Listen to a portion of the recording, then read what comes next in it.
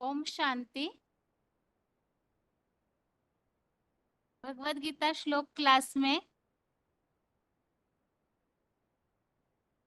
Basic course के 8 प्रश्नों में से पहले प्रश्न के उत्तर की टेस्ट है, जिसका सार हम पिछले हफ्ते से समझ रहे हैं।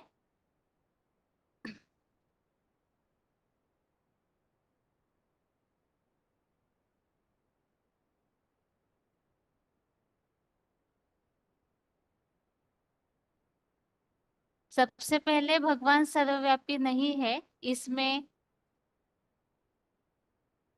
किस पॉइंट के बाद क्या बताना चाहिए। जिनको इसकी लिंक या पॉइंट याद है तो केवल पॉइंट्स बताइए, क्योंकि विस्तार में बहुत सारा समय जाता है और विस्तार हम इसके पहले काफी लंबे समय से समझे भी है। इसीलिए आज के क्लास में पहले तो लिंक बताइए कि किसके बाद सर्वव्यापी के टॉपिक में कौन सा टॉपिक बताना चाहिए।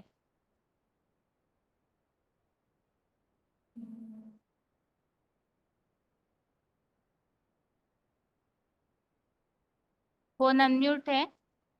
ओम शांति। पहले सिर्फ लिंक बताएं। हाँ, लिंक पहले लिंक बताइए मतलब, जिससे कि सभी कोई बुद्धि में आए।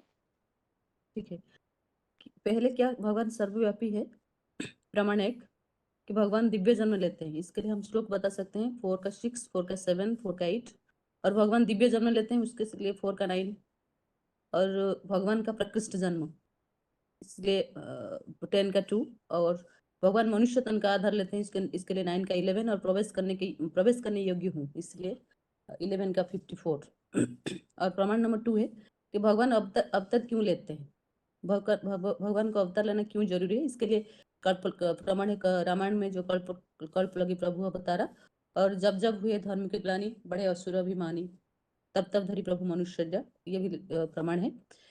जब जब धर्म का ग्लानि होता है तो भगवान मनुष्य शरीर लेके अवतार लेते हैं, माना ऊपर से नीचे आते हैं। तो प्रमाण 3 है, भगवान का वास परम धाम में है, सब जगह नहीं है। इसके लिए श्लोक है 15 का 6 नंबर श्लोक। ये न तद्भासते सूर्य न शशांक न पावक यत्कृतं न निवर्तन्ते तद्धमं परमं मम। ये तो गीता में है। और जो अलग अलग लोग भी मानते हैं, जैसे कि सुप्रीम अबोर्ड, शोल वर्ल्ड, ऊंचा तेरा धाम, ऊंचा तेरा नाम, ऊंचा तेरा काम, छोड़ भी दे आकाश सिंहासन, इस धरती पर आजा रे। और बुलाते भी रहते हैं पतित पावन नाम। प्रमाण नंबर 4 है, कौन किसी को दर्शन दे। अगर भगवान सब में है, सर्वव्यापी है, तो सब तो भगवान हो गए ना। तो कौन किसी को दर्शन दे, ये प्रमाण नंबर 4 है। और प्रमाण नंबर 5 है भगवान का दर्शन, जैसे कि परमेश्वर माने दृष्टुम इच्छामि तो ते रूपम में, जैसे अर्जुन बोल रहे हैं कि मुझे वो रूप दिखाइए जिसे मैं देख सकता हूँ। अगर भगवान सब में व्यापक है तो अर्जुन ये क्यों कहते हैं कि मुझे वो रूप दिखाइए। और 11 के 4 में आया है, 11 श्लोक में आया है, अगर तू मुझे वो रूप दिखाना चाहता, मैं आपका वो रूप दिखना चाहता हूँ। मनुष्य यदि तत्सख्यम मया दृष्टुम इति प्रभु योगेश्वर ततमेव तुम दर्शया आत्मना अव्ययम, वो अव्यय रूप को मैं देखना चाहता हूँ। और 11 के 8 में आया है कि ज्ञान के नेत्र से तू मुझे देख सकता है। तो अगर भगवान को हम देख सकते हैं हर जगह, तो भगवान ने क्यों बोला कि ये सब चाहिए। तो प्रमाण नंबर 6 है, मंदिर मूर्तियां क्यों बनाई गई हैं। अगर भगवान सर्वव्यापी है तो हर जगह तो भगवान मिलते हैं, तो हम पूजा के लिए, उनको याद करने के लिए स्पेशल मंदिर और मूर्तियां क्यों बनाते हैं। और प्रमाण नंबर 7 है, मनुष्य दुखी रोगी क्यों है। अगर भगवान सब में है तो भगवान तो कभी दुखी नहीं होते, भगवान तो कभी रोगी नहीं होते, तो मनुष्य दुखी रोगी क्यों होते। प्रमाण नंबर 8, क्या भगवान के गुण सर्वत्र है। भगवान का जो भी गुण है, हम जैसे अगर जन्मा और निर्विकारी निर्विकारी निरहंकारी, जो सारे सारे जो दिव्य गुण है, अगर भगवान सब में होते तो उनके गुण सब में आना चाहिए। तो सब में उनके गुण नहीं है तो भगवान सब में नहीं है। तो प्रमाण नंबर 9 है, सर्वत्र चैतन्य शक्ति भगवान का शंख का रंग क्यों नहीं दिखाता। अगर एक जैसे कि एक भौतिक वस्तु है, एक लोहे को अगर हम अग्नि में डाल देते हैं तो अग्नि का गुण लोहे में आ जाता है। तो अगर भगवान हम में है, हम भगवान का अंश हैं, तो हमारे अंदर वो भगवान के गुण क्यों नहीं आए। हम तो चैतन्य है, भगवान परम चैतन्य है, तो चैतन्य का गुण हमारे अंदर क्यों नहीं आता। इसका मतलब है भगवान हम सब में नहीं है। तो प्रमाण नंबर 10 है, ऊंचते ऊंच सब हो सकते हैं क्या? हम जब बोलते हैं ऊंचा तेरा धाम, ऊंचा तेरा नाम, ऊंचा तेरा काम, ऊंच से ऊंच एक ही भगवान है, वो सर्वोच्चम सर्वोच्च है, तो ऊंचे तो ऊंच सभी हो सकते हैं क्या? अगर सभी ऊंचे हो जाए तो सभी समान हो जाएंगे। इसका मतलब है एक ऊंचा है और सभी नहीं, तो सब में भगवान नहीं है। 11, प्रमाण नंबर 11 है, ऊंचते ऊंच नीच में कैसे व्यापक हो सकते हैं। जैसे हम फर्नीचर का एक एग्जांपल देखते हैं, तो बड़े लोगों का जो फर्नीचर होता है वो बहुत ही कॉस्टली होता है, तो भगवान सब ऊंचते ऊंच है, तो वो जैसे कीड़े मकोड़े, सांप, ये सारे जो छोटे छोटे प्राणी हैं, नीच से नीच में कैसे व्यापक हो सकते हैं। इसका मतलब है कि भगवान उसमें नहीं है। तो प्रमाण नंबर 12 है, पिता सर्वव्यापी कैसे हो सकते हैं। जैसे कि एक बाप होते हैं, बाप अलग और बच्चे अलग। अब बाप का कुछ गुण गुण पिता के अंदर हो सकता है, तो जैसे कि बाप से वर्षा मिलता है, तो अगर भगवान सर्वव्यापी है तो तो पिता कैसे सर्वव्यापी हो सकता है? सर्वव्यापी हो गए तो फादरहुड होना चाहिए, फादर से वर्षा कैसे मिले? इसलिए भगवान सर्वव्यापी नहीं है। और प्रमाण नंबर 13 है, भाईचारा क्यों कहते हैं? बोलते हैं हिंदू मुस्लिम सिख ईसाई हम सब है भाई भाई, ये नहीं बोलते कि हिंदू मुस्लिम सिख ईसाई हम सब है पिता पिता। तब जब भाई भाई होंगे तब एक बाप होना चाहिए, तो फादरहुड नहीं कहते, ब्रदरहुड कहते हैं। तो भगवान सर्वव्यापी नहीं है, इसके लिए गीता का जो श्लोक है 7 का 12 और 9 का 4, मया सर्वमिदं ततम जगत अव्यक्त मूर्ति ना, मुझ अव्यक्त मूर्ति से ये सारा संसार विस्तार हुआ है, और न चाहं तेषु तेमयि, सारा संसार मुझ में है, मैं किसमें नहीं हूँ। ये श्लोक नंबर 7 का 12 और 9 का 4। और 15 नंबर प्रमाण है, भगवान सर्वव्यापी की मान्यता कब से और क्यों शुरू हुई? जब भगवान को ढूंढा, द्वापर से हम ढूंढते आए हैं, और मुनि ऋषि भी अभी तक ढूंढ रहे हैं। जब भगवान नहीं मिला, जैसे कि एक एग्जाम्पल दिया गया, अंगूर खट्टा होता है, जब अंगूर नहीं खा पाया तो वो बोल दिया कि अंगूर खट्टा होता है। तो इसलिए जब भगवान को नहीं मिले तो लोमड़ी जैसे बोल दिया कि अंगूर खट्टा है, इसलिए सारे मुनि ऋषि नेति नेति कह दिए और भगवान को नहीं पाए। इसलिए भगवान को ये जो गलत फहमी भगवान सर्वव्यापी है, ये मान्यता फैल गया। और प्रमाण नंबर 16 है, गीता के टीकाओं में हुई भूल। जैसे कि गीता में जो टीकाएं हैं, जैसे भूल 10 के 21 में, आदित्याने मोहम विष्णु ज्योतिषाम रवि अंशुमान मरीचि मरुताम अश्विनी नक्षत्राण अहम शशि। और जो विभूति है, जैसे कि सारे जो श्रेष्ठ बताए हैं, जैसे नदियों में गंगा हूँ, ये सारे जो श्रेष्ठ बताए हैं, तो ये लोगों ने ये समझ लिया कि सब श्रेष्ठ जो है दुनिया में जो गायन है उसमें भगवान है। अगर ऐसा हो, ये सब गलत फहमी फैल गया। और ये जो श्लोक आया, हृदय सर्वस्व स्थितम, मैं सबके हृदय में हूँ, ये जो सारे श्लोक हैं, उससे ये क्या हुआ है, जो गलत फहमी फैल गया है। तो विभूति माना यहाँ, विभूति माने विभूति माने याद के पावर से आत्मरूपी व्यक्ति पे जो याद भरी है। विभूति में विशेष रूप में जो रची गई जो रचना है भगवान की, भगवान जब आते हैं, जो उनको पहचानते हैं और पहचान से उनसे जो योग भरते हैं, अपनी बैटरी को रिचार्ज करते हैं, उसी तरह उनका पार्ट बजता है, वो वैसे ही बन जाते हैं। तो वो हो गए भगवान के विभूति माने भगवान का आत्मा रूपी बच्चे। तो ये जो स्पष्ट नहीं हुआ है, अगर स्पष्ट हुआ है, एक श्लोक भी है कि 10 के 42 में एक श्लोक आया है, जे इस सबको जानने की, इस ये सारे विभूति को तो जानने की तुझे आवश्यकता नहीं है अर्जुन, क्योंकि एक मेरा जो अंश है उस द्वारा ये सारा संसार को टिका कर मैं परम धाम में स्थित हूँ। तो वो जो श्लोक ये सारे विभूति के बाद बता दिए 10 के 41 में, जो बता दिए कि मेरे विशेष विभूति जो महादेव के बारे में बोला, और उसके द्वारा ये सारे संसार को टिका कर मैं परम धाम में स्थित हूँ, ये भी बोल दिया भगवान ने। परंतु ये जो सारे बातें हैं उनको सार अंश में कोई नहीं समझते, इसलिए बोल दिए हैं कि भगवान सर्वव्यापी हैं। और 17 आया प्रमाण, भगवान सर्वव्यापी की मान्यता का सही अर्थ, भगवान का याद सर्वव्यापी है। जैसे कि श्लोक आया है 10 के 20 में, अहम आत्मा गुड़ाकेश सर्वभूत स्थित अहं आदिष्ट मध्यस्थ भूतारम अंतर्वे च, और ज्योतिषाम अपि तज्ज्योति तमसा परम उच्यते ज्ञान ज्ञेयम ज्ञान गम्यं हृदि सर्वसृष्टितम। ये जो श्लोक आया है, ये जो इस श्लोक का मतलब है, जब सारी दुनिया का विनाश होगा तो सारे एक भगवान को याद करने लगेंगे, तो उनका जो याद है वो सारे दुनिया के सारा कण कण में व्यापक हो जाएगा, ना कि भगवान सर्वव्यापी हो जाएंगे। तो प्रमाण का 18 नंबर प्रमाण है, सर्वव्यापी के अज्ञान से दुर्गति क्या हुआ है। सर्वव्यापी के अज्ञान से क्या हुआ है, सबकी मन बुद्धि बिखर गई, सारी दुनिया में भ्रष्टाचार व्यभिचार जो फैल गया, दुनिया सारे धर्म बट गए, सारे जातियां बट गए, ये सारे आज जो युद्ध हो रहे हैं, जो भी हो रहे हैं, एक भगवान को नहीं जानने के कारण ये सब हो रहा है। और प्रमाण नंबर 19 है एकच भूल और उससे हुआ नुकसान। सबसे बड़ी जो भूल हो गया, जो भगवान सर्वव्यापी है, ये भूल हो गया, क्योंकि ये जो एक भगवान को नहीं जानने के कारण, एक को परमात्मा तो एक है, जैसे कि सबसे बोलते हैं कि शिवो हम, सब बोलते हैं मैं ही शिव हूँ, हम ही माने हर परमात्मा हो गए, हर भगवान हो गए। तो एक भगवान को नहीं जानने के कारण ये जो बड़े बड़े जो हम सदगुरु हैं ऐसे जो बोल के बैठ गए, और शिवो हम जो अपने आप को बैठ गए कहकर, इससे ही क्या हो गया, अनेक भगवान हो गए। और 20 नंबर प्रमाण है एक व्यापी के ज्ञान से एकाग्रता। एक व्यापी अगर हम भगवान को जानेंगे तो हमारे मन बुद्धि क्या होगा, एकाग्र हो जाएगा, हम एक को याद करने लगेंगे। परंतु दुनिया वाले नहीं जानने के कारण ये सब भूल हो गया है। तो उसके बाद हमने ये चुना था जे हाँ, भगवान का परिचय। फिर एक, अगर भगवान सर्वव्यापी नहीं है तो भगवान कहाँ है? तो इसलिए भगवान का रूप हमने पढ़ा था। भगवान का रूप हर हर हाँ, हर धर्म की मान्यता कि हर धर्म में, जैसे कि हिंदू में शिवलिंग को मान्यता करते हैं, मान्यता देते हैं, और हर धर्म में भले भगवान को अलग अलग रूप में जानते हैं। और भगवान का जो परिचय हमने पढ़ा था, भगवान का रूप, भगवान का बायोडाटा, भगवान कौन है? भगवान है ज्योति समपि तज्ज्योति, माने एकदम सूक्ष्म से सूक्ष्म, निराकार, अणुरणीयन समानुस्मरति च। और अव्यक्त रूप, ऐसे भी भगवान का सुना था, अव्यक्त रूप भगवान का है। भगवान सभी में, सभी का पिता एक है, भगवान का रूप सुना था, न पढ़ा था। और उसके बाद सभी धर्मों का पिता एक है।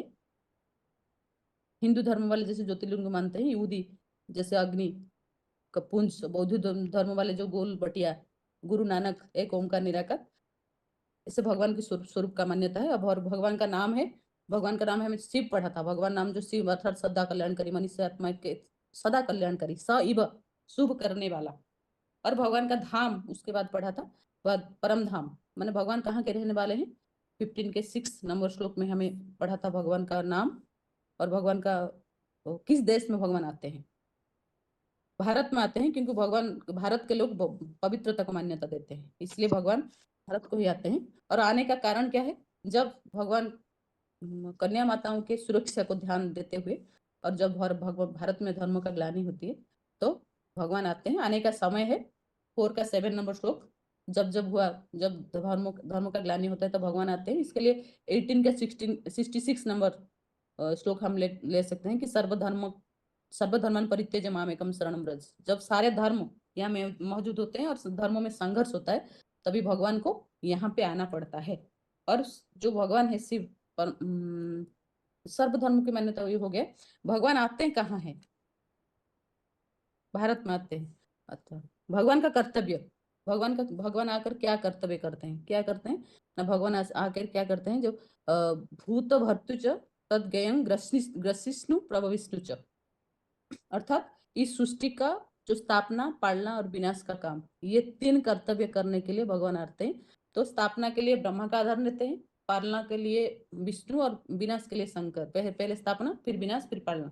तो इन 3 देवताओं का भगवान आधार तो लेते हैं, ब्रह्मा विष्णु शंकर, परंतु ये तो देवताएं हैं। भगवान किसके द्वारा प्रत्यक्ष होते हैं? तो भगवान की महादेव के द्वारा प्रत्यक्ष होते हैं, क्योंकि महादेव जो होते हैं ज्ञान और योग के आधार से एकदम शिव समान बन जाते हैं, निराकारी, निर्विकारी, निरंकारी स्टेज।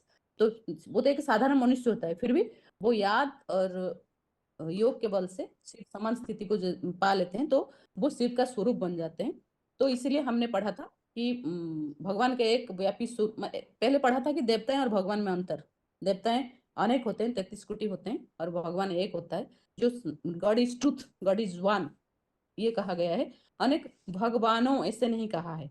तो इसके लिए श्लोक भी हमने 9 का 25 पढ़ा था, यान्ति देवव्रता देवान पितृन जानती पितृव्रता भूता भूतानि जानती भूतेजा जानती यान्ति मध्या जिनापि माम। माने मेरे भक्त जो है वो मेरे को पाते हैं, और देवताओं के भक्त देवताओं को पाते हैं, भूत प्रेत पुजारी भूत प्रेतों को पाते हैं। और ये जो सारे बातें हैं, इसमें ये श्लोक के बारे में, हम श्लोक से हम पढ़े थे कि भगवान अलग हैं और देवताएं अलग हैं।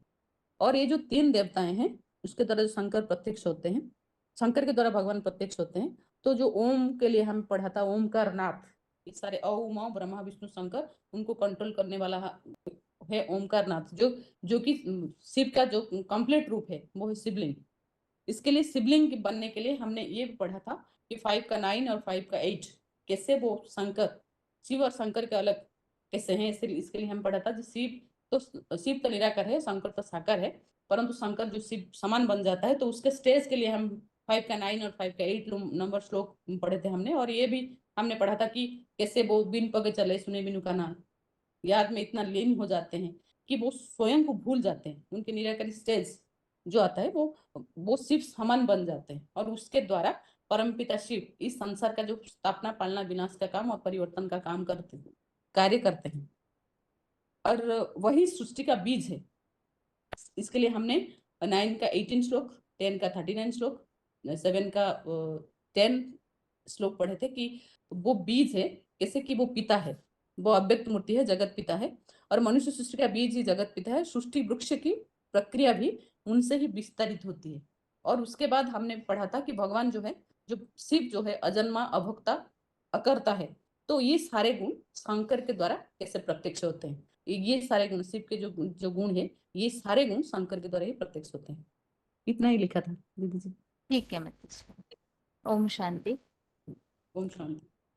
आगे जिनका फोन अनम्यूट है माताजी, आप इसके आगे का बता सकते हैं लिंक? यहाँ तक ही तो करवाया दीदी आपने कल। हाँ, लेकिन टॉपिक तो हमारा पूरा हो गया है ना सीख के, तो इस हिसाब से पूछ रही थी कि क्या आप इसके आगे जो जो मेन पॉइंट बताने हैं, अगर आपको याद है, नोट है, तो बता सकते हैं। नहीं दीदी, मैंने रिवीजन नहीं किया अच्छा, था। ठीक है माताजी। आप इसके शुरू से ही बताइए फिर। केवल सर्वव्यापी का बताइए, एक व्यापी का नहीं। सर्वव्यापी के टॉपिक में क्या क्या बताना है? सर्वव्यापी के टॉपिक में सबसे पहले तो यही बताना है दीदी, क्या भगवान सर्वव्यापी है? तो प्रमाण के लिए बताया गया है कि जैसे भगवान दिव्य जन्म लेते हैं, अजैपी संव्य आत्मा, चौथे अध्याय के 6ठे श्लोक में बताया गया है। और चौथे अध्याय के 7वें श्लोक में भी और 8वें में भी बताया है, जैसे यदा यदा हि धर्मस्य ग्लानिर्भवति भारत अभ्युत्थानम् अधर्मस्य तदात्मानं सृजाम्यहम्। और प्रेरणाय साधु नाम वाला श्लोक है दीदी। फिर दिव्य जन्म की बात है, जन्म कर्म च मे दिव्यम यो वेति तत्वतः त्यक्ता देहम त्यक्त्वा देहम पुनः पुनर्जन्म। जन्म नेति मां मेति सो अर्जुन। प्रकृष्ट जन्म की बात है, जैसे प्रकृष्ट जन्म ने में विदु सुरगुणा प्रभवन महर्षि आदि देवानाम मैषिणाम च सर्वस्य। फिर वो मनुष्य तन का आश्रय लेते हैं, जिसके लिए श्लोक आया 9वें के 11वें श्लोक में। अब जानन्ति माम मूढ़ा मानु सिम तनुमाश्रित परम भाव जानन्तो मम भूत महेश्वरम। फिर प्रवेश करने योग्य है, जिसके लिए वो प्रवेश टूम वाला श्लोक है 11वें अध्याय का 54वां श्लोक, ज्ञातुम द्रष्टुम च तत्वेन परिष्टुम च परम तप। फिर उसके लिए भगवान क्या सर्वव्यापी हैं, उसके लिए ही यही बात दूसरा प्रमाण भी है कि भगवान अवतार लेते हैं, जिसके लिए रामायण में भी बोला गया है कल्प कल्प लगी प्रभु अवतारा। और फिर उसके लिए ये भी बोला गया है कि जब जब होए धर्म की हानि, बढ़े असुर अधुर अधम अभिमानी, तब तब धरी प्रभु मनुष्य शरीरा। और फिर प्रमाण आया है कि भगवान का वास परम धाम में है, सब जगह वो है नहीं। उसके लिए 15वें अध्याय का 6ठा श्लोक है दीदी, न तद भाषते सूर्य शशांको न पावक यद गत्वा निवर्तन्ते तद धामा परमम मम। और दूसरे दूसरे धर्मों की मान्यता के लिए भी बताया गया है कि भारत में जैसे बोलते हैं, हिंदू हम ब्रह्मलोक बोलते हैं, उसे वैकुंठ लोक भी बोलते हैं, सुप्रीम अबोर्ड अंग्रेजों के में बोलते हैं, और सोल वर्ल्ड भी बोलते हैं, और मुसलमानों में उसे अर्श बोलते हैं कि खुदा अर्श में रहता है, फर्श में नहीं रहता। और हमारे यहाँ मान्यता भी है कि ऊंचा तेरा धाम, ऊंचा तेरा काम, ऊंचा तेरा नाम। और उसके लिए गाते भी रहते हैं कि आके छोड़ भी दे आकाश सिंहासन, और बुलाते रहते हैं पतित पावन आओ। और फिर जब सब जगह अगर भगवान होते, भगवान कण कण में होते, भगवान सर्वव्यापी होते, तेरे में होते, मेरे में होते, तो फिर उसके लिए फिर दर्शन के लिए क्यों फिर इधर उधर भटकते रहते हैं? तो उसके लिए आत्मा जो जिस गॉड फादर को याद करते हैं, तो उसी को भी तो उसी को तो पुकारते रहते हैं। अगर वो यहाँ होते तो फिर पुकारने की जरूरत ही नहीं पड़ती। और दर्शन के लिए अगर परमात्मा यहाँ होते तो फिर भगवत गीता में भी अर्जुन के लिए जो बताया गया है कि उन्होंने देखने की इच्छा व्यक्त की गई कि इच्छा मीते रूप में स्वयं पुरुषोत्तम। और उसके लिए फिर 11वें अध्याय का भी श्लोक आया है कि मन से यदि तत शक्यम मया दृष्टुम इति प्रभो योग में सर्वततो में तत्वदर्शय आत्मानम अव्ययम। और उसके लिए ये भी बताया गया कि तुम मुझे इन दिव्य नेत्रों से, तुम इन नेत्रों से नहीं देख सकते हो, दिव्य नेत्र तुमको देता हूँ। उसके लिए 11वें अध्याय का 8वां श्लोक बताया गया है। और फिर अगर परमात्मा सब जगह होते तो फिर अलग से उनकी मंदिर मूर्तियां क्यों बनाई जाती, पूजा करके वो फिर किसको याद करते हैं, सब जगह तीर्थ स्थान क्यों बनाए गए हैं उनके लिए, और फिर मनुष्य दुखी रोगी बीमार क्यों है। और अगर फिर भगवान सब में होते तो फिर भगवान के गुण भी सबके अंदर होते, फिर एक दूसरे को ही याद कर लेते हैं, अलग से उनका कुछ भी बनाने की, करने की, भक्ति वगैरह पूजा पाठ करने की कोई जरूरत नहीं रहती।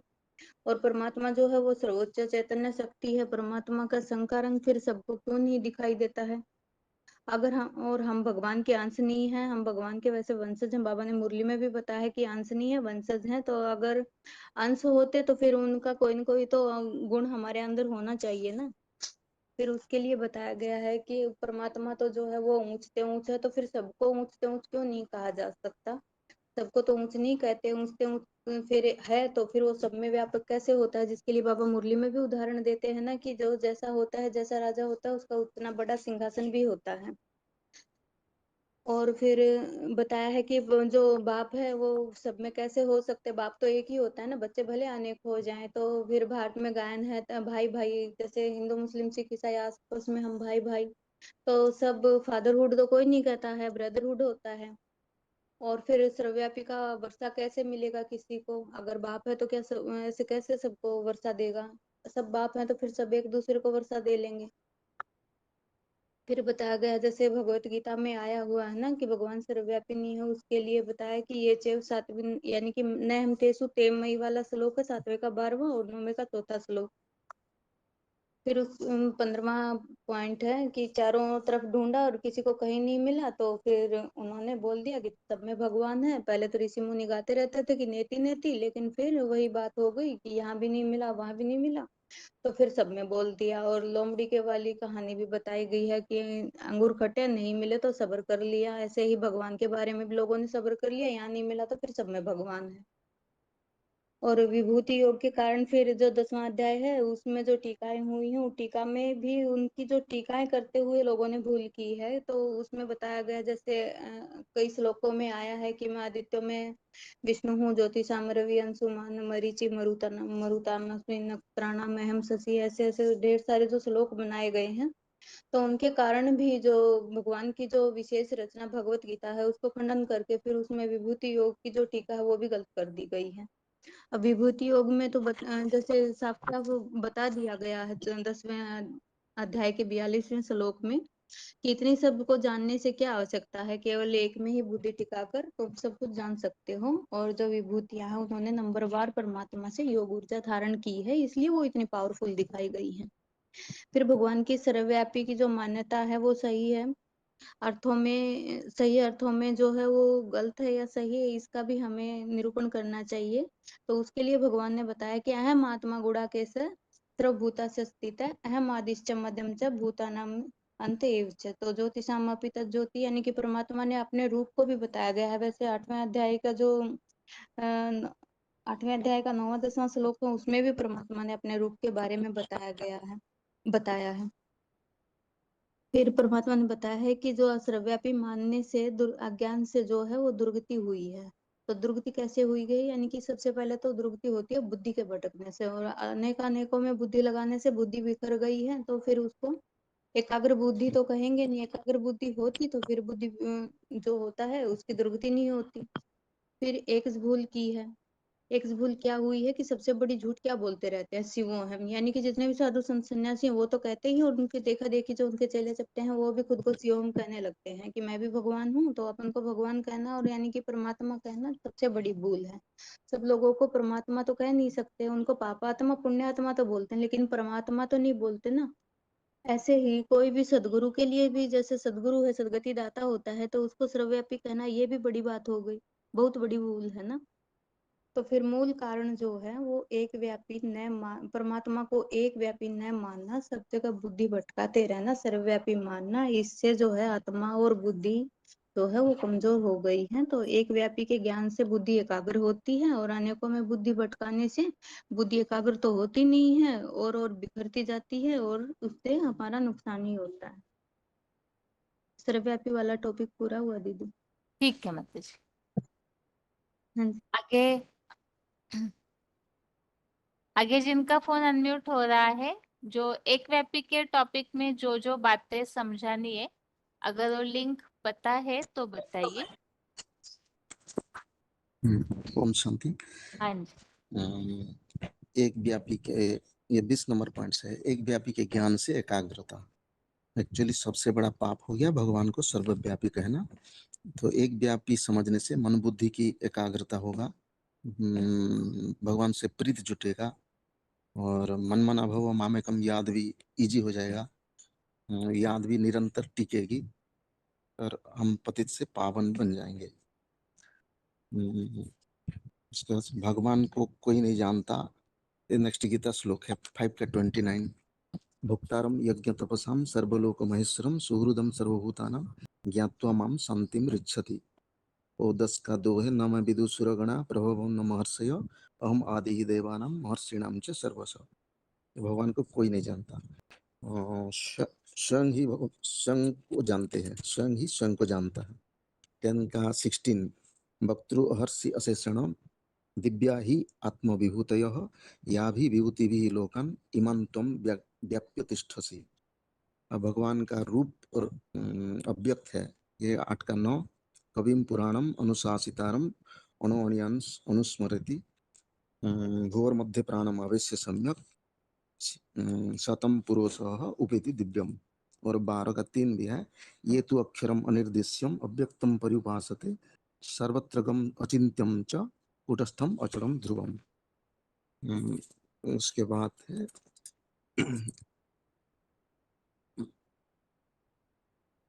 भगवान का घर है वो परम धाम है। वो इंग्लिश में बोलते हैं supreme abode soul world. Hindu लोग भी बोलते हैं ब्रह्मलोक परम धाम, जैन लोग भी बोलते हैं तुरिया धाम, मुसलमान कहते हैं अर्श और सातों आसमान, क्रिश्चियन भी बोलते हैं सोल वर्ल्ड। और उसका रूप है, हिंदू कहते हैं ज्योतिर्बिंदु, बाइबल कहते हैं गॉड इज लाइट, बौद्धि बोलते हैं गोल बटिया को याद करते हैं, नानक कहते हैं एक ओंकार निराकार। और भारत देश में ही आते हैं भगवान पवित्रता के कारण। आने का कारण तो लिखा है 4/7 यदा यदा ही धर्मस्य ग्लानिर्भवति भारत अभ्युत्थानम् अधर्मस्य तदात्मानं सृजम्यहम्। और 18 का 66 है सर्वधर्मान परित्यज्य मामेकम शरणं व्रज अहं त्वां सर्व पापेभ्यो मोक्षयिष्यामि शुचो। सब धर्मों को परित्याग कर एक मन विनाश करके एक धर्म स्थापना करने के लिए आते हैं।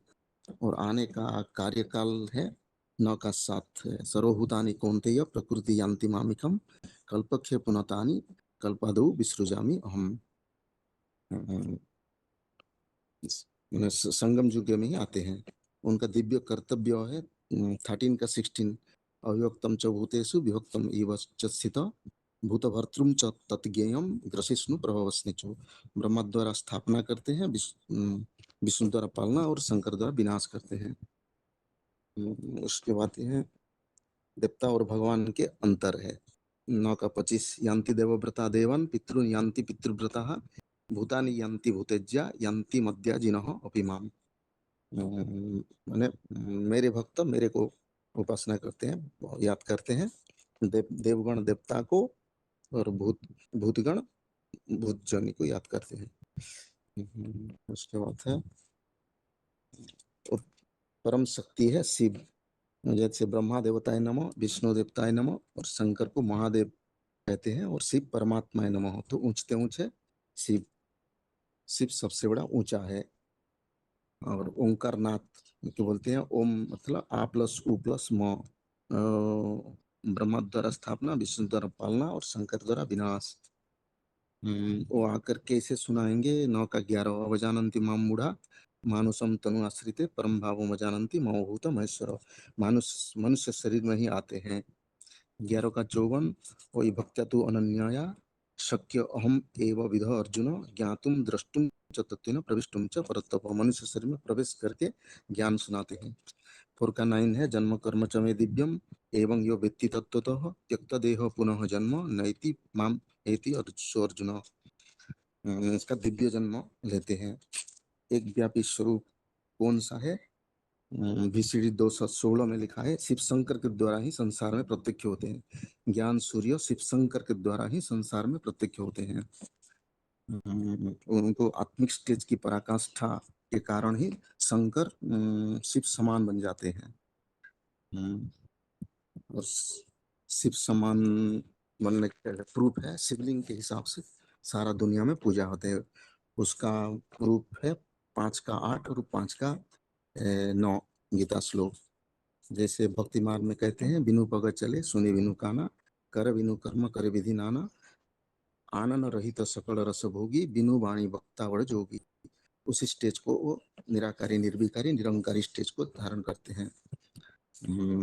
उसी स्टेज को अव्यक्त मूर्ति भी कहते हैं गीता में। नाकाचर मया ततमिदं सर्वम जगत अव्यक्त मूर्ति नाम मत्स्थानि सर्वभूतानि न च अहं तेषु अवस्थितः। इसको कहते हैं इसलिए जगतम पितरम वंदे भी कहते हैं। जगत का पिता है शंकर। उसको सब धर्म वाले एक्सेप्ट मानते हैं। सर्वधर्म मान्यता है। जैसे हिंदू कहते हैं आदिदेव, जैन कहते हैं आडम, मुसलमान कहते हैं एदम, जैन कहते हैं आदिनाथ, मुसलमान एदम, क्रिश्चियन एडम। वो संसार का आदि पुरुष भी है, पुरातन पुरुष भी है। इसके लिए प्रूफ है 15 का 1 ऊर्ध्वमूलम अध शाखम असततम प्राहुरभ्यम छंदांसी यस्य पर्णानि यतम वेद सवेदविद। मनुष्य सृष्टि का को जो असतत वृक्ष के साथ जो कंपेयर किया है, सारा मूल बीज है। ऊर्ध्वमूलम जो है वो है मूल बीज, वही है शंकर का।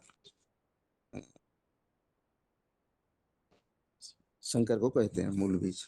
वो परमपिता शिव बीज प्रदान करके कहते हैं अहं बीज प्रदापता अहं बीज प्रदापिता। इसलिए 14 का 4 है सर्वयोनि सुकौन्तेय मूर्तयः संभवति यः तासां ब्रह्मवत् जोनि अहं बीज प्रदापिता। 7 का 10 में लिखा है बीजम मम सर्वभूतानां विद्धि पार्थ सनातन बुद्धि बुद्धिमताम् अस्मि तेज तेजस्विनाम् अहम्। 9 का 18 में यह लिखा है गतिभर्ता प्रभु साखी निवासः शरणं सुहृत् प्रभव प्रलय स्थानम निधानम बीजम अव्ययम। 10 का 39 है यच्च अपि सर्वभूतानां बीजम तत् अहम अर्जुन न तत् अस्ति विना यत् स्यात् मया भूतम चराचरम। उसके बाद एक व्यापी का प्रूफ गीता में है 11 का 38 में है त्वम आदिदेव पुरुष पुराण। और 14 का 3 है मत योनि महत ब्रह्मम तस्मिन गर्भम ददामि हम। सारी प्रूफ है गीता में शंकर ही एक व्यापी। फिर वही शंकर मिक्स्ड पार्ट है। शिव कृष्ण और राम की आत्मा है। ओरिजिनल आत्मा राम का अंतिम जन्म में मिक्स्ड पार्ट शंकर के रूप में अभी पार्ट बजा रहे हैं। वही राम का लास्ट नंबर जन्म का इंडिकेशन मुरली में दिया है कि फरुखाबाद का वो मालिक को मानते हैं। फिर कहते हैं उत्तर भारत में ही आते हैं और वही गंदी गांव में आते हैं।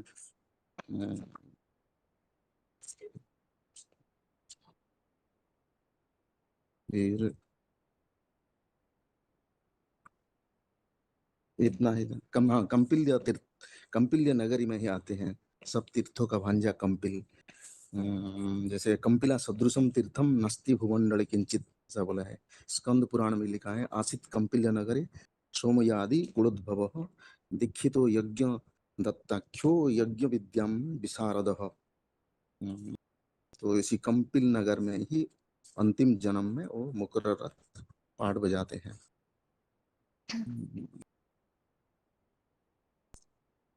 ठीक है, इतना ही। हाँ जी ठीक। ओम शांति। शांति। आगे फोन अनम्यूट है। माता जी बताइए, आप पिछले बार सर्वव्यापी के बारे में बताने वाले थे। हेलो, ओम शांति हाँ जी, दीदी। ओम शांति। भगवान दिव्य जन्म लेते हैं, उसके लिए गीता के चौथे अध्याय माता के जी, आप 26 सिर्फ सर्वव्यापी के टॉपिक में जो चित्र है ना, उसके बारे में समझाइए, क्या क्या बताना चाहिए उन तो बस चित्रों के बारे में। कि मतलब श्लोक को बताना है। केवल चित्र में क्या क्या बातें समझानी चाहिए वो बताइए। उसमें आया है ना कि यदा यदा ही धर्मस्य ग्लानिर्भवति भारत अभ्युत्थानम् अधर्मस्य तदात्मानं सृजाम्यहम्। मतलब जब धर्म की हानि होती है और अधर्म की वृद्धि होती है तब मैं आता हूँ करके बोले हैं। मतलब इससे सिद्ध होता है कि इस दुनिया में पहले से भगवान नहीं है, अर्थात सर्वव्यापी नहीं है। और अध्याय 4 के आगे का श्लोक में आया है 8वें श्लोक में कि परित्राणाय साधूनां विनाशाय च दुष्कृतां धर्म संस्थापनार्थाय संभवामि युगे युगे। मतलब साधु संत के रक्षा के लिए, दुराचारी के विनाश के लिए और संपूर्ण सद्धर्म की स्थापना के लिए मैं युगे युगे माने 2 युगों के बीच में कलयुग अंत और सतयुग आदि के संधि काल में आता हूँ करके बोले हैं। मतलब इससे भी सिद्ध होता है कि भगवान सर्वव्यापी नहीं है। और आगे दिखाया है कि प्रभु जी दुख हरो बोलते हैं। जब कोई भी बीमार होते हैं तो प्रभु जी दुख हरो बोलते हैं। मतलब हम में भगवान नहीं है। और डॉक्टर भी जब अपने इलाज नहीं कर पाते हैं तो बोलते हैं कि अब ईश्वर के ऊपर है करके। माना उस डॉक्टर में भी भगवान नहीं है और बीमार व्यक्ति में भी भगवान नहीं है, तभी तो बोलते हैं कि अब भगवान के हाथ है ऐसे करके। और अमीरी गरीबी क्यों होता है इतना? अगर सब में भगवान होते, सर्वव्यापी होते तो कोई अमीर या गरीब नहीं होता। और दिखाते हैं ना लोहे को अग्नि में डालते हैं तो उसका गुण आ जाता है करके। अगर भगवान सर्वत्र होते, सभी जगह होते तो हम में भी वो गुण दिखाई देता। लेकिन हम में किसी में वह गुण दिखाई नहीं देता है।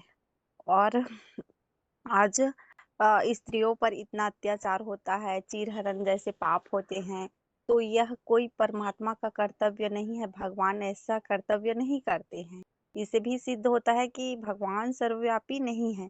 और आज भाई भाई की आगे चित्र में दिखाया है कि आज भाई भाई की हत्या कर देता है तो वो भाई अपनी रक्षा नहीं कर पाता है और वो भाई उसको अपने भाई को मार देता है। इससे भी यह पता चलता है कि उन सब में या हम सब में भगवान नहीं है।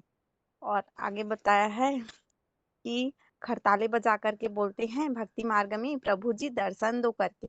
अगर भगवान होते, एक तरफ बोलते हैं जब महात्माएं प्रवचन करते हैं तो कि शिवो हम ही भगवान हैं, भगवान सर्वव्यापी है बोलते हैं। और बोलते हैं कि प्रभु जी दर्शन दो करके। यदि सब में भगवान होते उन साधु संतों में और प्रवचन करने वालों में तो कौन किसका दर्शन देगा? यहाँ इससे भी सिद्ध होता है कि भगवान सर्वव्यापी नहीं है। भगवान आते हैं तो एक व्यापी होकर के आते हैं। और आगे दिखाया है चित्र में, बीच के जो चित्र है उसमें कि पशु पक्षी बोल देते हैं कच्छ अवतार मत्स्य अवतार, लेकिन भगवान आएंगे तो क्या कच्छ अवतार मत्स्य अवतार लेकर के आएंगे? नहीं आएंगे। भगवान मनुष्य को सुधारने के लिए मनुष्य तन में ही आते हैं, जिसके लिए गीता में बोला है मानुषिम तनुमाश्रितम, मना मनुष्य तन का आश्रय लेके आता हूँ करके बोले हैं। और गीता में ये भी बोला है कि 11वें के 54वें श्लोक में प्रवेश तुम माने मैं प्रवेश करके आता हूँ करके। मतलब ये सब जीव जंतु है वो गंध खाने वाले हैं। और जो सांप है वो कितना विषैला होता है, चाबने से ही मृत्यु हो जाती है उसके, डंक मारने से। तो उन सब में भगवान नहीं है। और अगर जानवर में आते तो गीता में ऐसा क्यों बोलता कि भगवानु आज करके आया है? माना इससे सिद्ध होता है कि भगवान मनुष्य तन का आश्रय लेके आते हैं। अगर जानवर में आएंगे तो उवाच कैसे करेंगे? उवाच माना बोलेंगे कैसे? ओम शांति दीदी, इतना ही की हूँ थोड़ा थोड़ा। ठीक है माता जी। ओम आगे शांति बताइए दीदी। माता जी, विभूति योग में क्या भूल हुई है जिसके कारण भगवान को सर्वव्यापी माना गया है? हाँ जी, विभूतियों में यदि विभूतियों को गलत माना कि जब भगवान ऋषि मुनियों ने भगवान को ढूंढा उन्हें नहीं मिला, तब उन्होंने उनको सर्वव्यापी कह दिया। क्योंकि विभूतियों में बोला है ना कि नदियों में गंगा हूँ, सिंहों में शेर हूँ, मयूर हूँ। तो जो भी ऊंचे बड़े बड़े वो हैं उन सभी में उनको भगवान को बोला कि मैं हूँ। तो लोगों ने उनको गलत समझ लिया कि उन सब में भगवान है। लेकिन विभूतियों में भगवान नहीं है। विभूतियां कहते हैं विशेष भगवान की विशेष रचना को, जो कि पुरुषोत्तम संगम युग में जब भगवान आते हैं तो उनकी याद से अपनी बैटरी को जितना जितना जो आत्मा भरती है वो उस नंबर से पावरफुल बन जाती है। वैसे कोई उनमें भगवान नहीं होते, उनकी याद उनमें व्यापी होती है, जो भगवान की याद से ही वो पावरफुल बनते हैं। तो और क्या बताना दीजिए इसमें हम्म। आगे? और भी तो इसी श्लोक के आधार से इसको सिद्ध करना है कि विभूतियों में भगवान नहीं है तो याद की शक्ति है। फिर एक व्यापी कैसे है, अनेक व्यापी नहीं है। हाँ जी ठीक है दीदी। तो हम्म। इसलिए श्लोक दीदी आदित्य नाम अहम विष्णु ज्योतिषाम रवि अंशुमान मरीचि मरुताम अस्मि नक्षत्र नाम अहम शशि। और जो है ना कि भगवान की सर्वव्यापी की मान्यता का सही अर्थ नहीं है, भगवान की याद सर्वव्यापी है। तो उसके लिए श्लोक है अहम आत्मा गुणाकेश सर्वभूताश्च स्थित अहम आदिश्च मध्यम च भूतानाम अंत एव च। और है श्लोक ज्योतिषाम अपि तत् ज्योति तमसा परम उच्यते ज्ञान ज्ञेयम ज्ञान गम्यम हृदय सर्वस्य विष्ठितम्। फिर है कि सर्वव्यापी के अज्ञान से ही दुर्गति हुई है दुनिया में, क्योंकि सर्वव्यापी के ज्ञान से दुनिया नीचे गिरती गई। क्योंकि जब सर्वव्यापी कह दिया तो कौन किसको याद करेगा, है ना। तो इसलिए दुनिया में दुख और शांति बढ़ती गई है। तो कहीं किसी की बुद्धि एकाग्र नहीं होती है। और फिर जो गुरु लोग हैं वो बोल देते हैं कि अपने को भगवान कहते हैं, वो भगवान को सॉरी शिवो हम कहते हैं कि मैं ही भगवान हूँ। तो अपने को भगवान कहना, परमात्मा कहना, ये बड़ी से बड़ी भूल है। तो एक व्यापी के ज्ञान से एकाग्रता नहीं बनती है, सबकी बुद्धि भटक जाती है। बुद्धि भटकने से दुख अशांति, दुनिया में लड़ाई झगड़े बढ़ते हैं। तो भगवान को हम यथार्थ रीति नहीं जानते हैं, इसीलिए हमारी दुख तकलीफ परेशानियां हैं। क्योंकि जो करोड़पति का बच्चा हो, अरबपति का बच्चा हो, तो वो पैसे पैसे के लिए मोहताज होगा क्या? नहीं। तो तभी हो सकता है जब अपने बाप से बिछुड़ जाता है। तो कोई आता है तो क्या पूछता है कि परमपिता परमात्मा से तुम्हारा क्या संबंध है? तो वो क्या बोलते हैं कि भगवान साकार में होते हैं या निराकार में होते हैं? संबंध तो साकार में ही होता है प्रैक्टिकल में। तो इसलिए भगवान दिल से अंदर से अनुभव नहीं कर पाते। माता पिता कहते तो हैं लेकिन अंदर से नहीं समझ पाते, क्योंकि एक तो प्रैक्टिकल में वो कहाँ है वो उनको नहीं पता है। तो भगवान को कोई भी नहीं जानते हैं। तो जब भगवान को जानते ही नहीं है तो उनको याद कैसे करेंगे? तो उसके लिए है नामे विदो सुरगना प्रभावम न महर्षि अहम आदि ही देवाना महर्षि नाम से सर्वस्या। और भगवान स्वयं ही स्वयं को जानते हैं, वो स्वयं ही आके अपना परिचय देते हैं, जिसके लिए श्लोक है स्वयं एव आत्मना आत्मानम वेत्स्वम पुरुषोत्तम भूत भावन भूतेश देव देव जगतपति। तो भगवान का रूप अति सूक्ष्म है, अव्यक्त है। तो भगवान जिसके लिए है ना कविम पुराणम अनुशासितारम अनुरण्यांसम अनुस्मृत्य सर्वस्य दातारम अचिंत्य रूपम आदित्य वर्णम तमसा परस्तार। तो अन्य धर्मों में भी निराकार की ही मान्यता है। जैसे अंग्रेजों में कहते हैं ना गॉड इज लाइट, और हिंदुओं में कहती है ज्योतिर्लिंग, और बाइबल में भी लिखा है कि गॉड इज लाइट।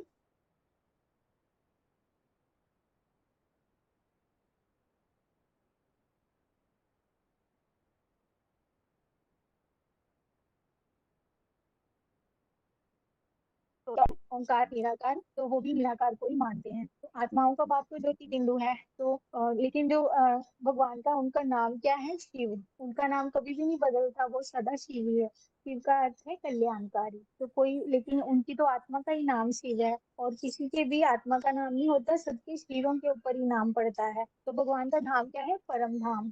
तो भगवान परम धाम से आते हैं, जिसके लिए श्लोक है गीता में न तद भाष्यते सूर्यो न शशांको न पावक यत् गत्वा न निवर्तन्ते तद्धामम परमम मम। तो उसी परम धाम की सब धर्मों में मान्यता भी है। अंग्रेजों में उसे सुप्रीम अबोर्ड सोल वर्ड कहते हैं। मुसलमानों में सातवां आसमान खुदा अर्श में रहता है, फर्श में नहीं रहता। हिंदुओं में परम धाम ब्रह्मलोक आत्मलोक कहते हैं। और उसी ब्रह्मलोक से जो बिंदु बिंदु आत्माएं उसी वहां पर ही रहती हैं, वहां पर शरीर नहीं होते। तो भगवान के आने का क्या कारण है? तो जब जब धर्म की ग्लानि होती है तभी भगवान को आना पड़ता है, जिसके लिए गीता में श्लोक है, यदा यदा हि धर्मस्य ग्लानिर्भक्तिभारता अभ्युत्थानम धर्मस्य तदात्मनं सृजाम्यहम्। तो और एक श्लोक है 18 का 66, सर्वधर्मान परित्यज्य मामेकम शरणम व्रज। ये सब धर्म है जो वो द्वापर में तो नहीं होते, कलयुग के अंत में होते हैं। तो भगवान कहते हैं कि इन सब धर्मों को छोड़कर अपने को आत्मा समझ सब याद करो, जिससे कि ये सब लड़ाई झगड़े हैं जो खत्म होंगे। शांति दीदी। ठीक है माता जी।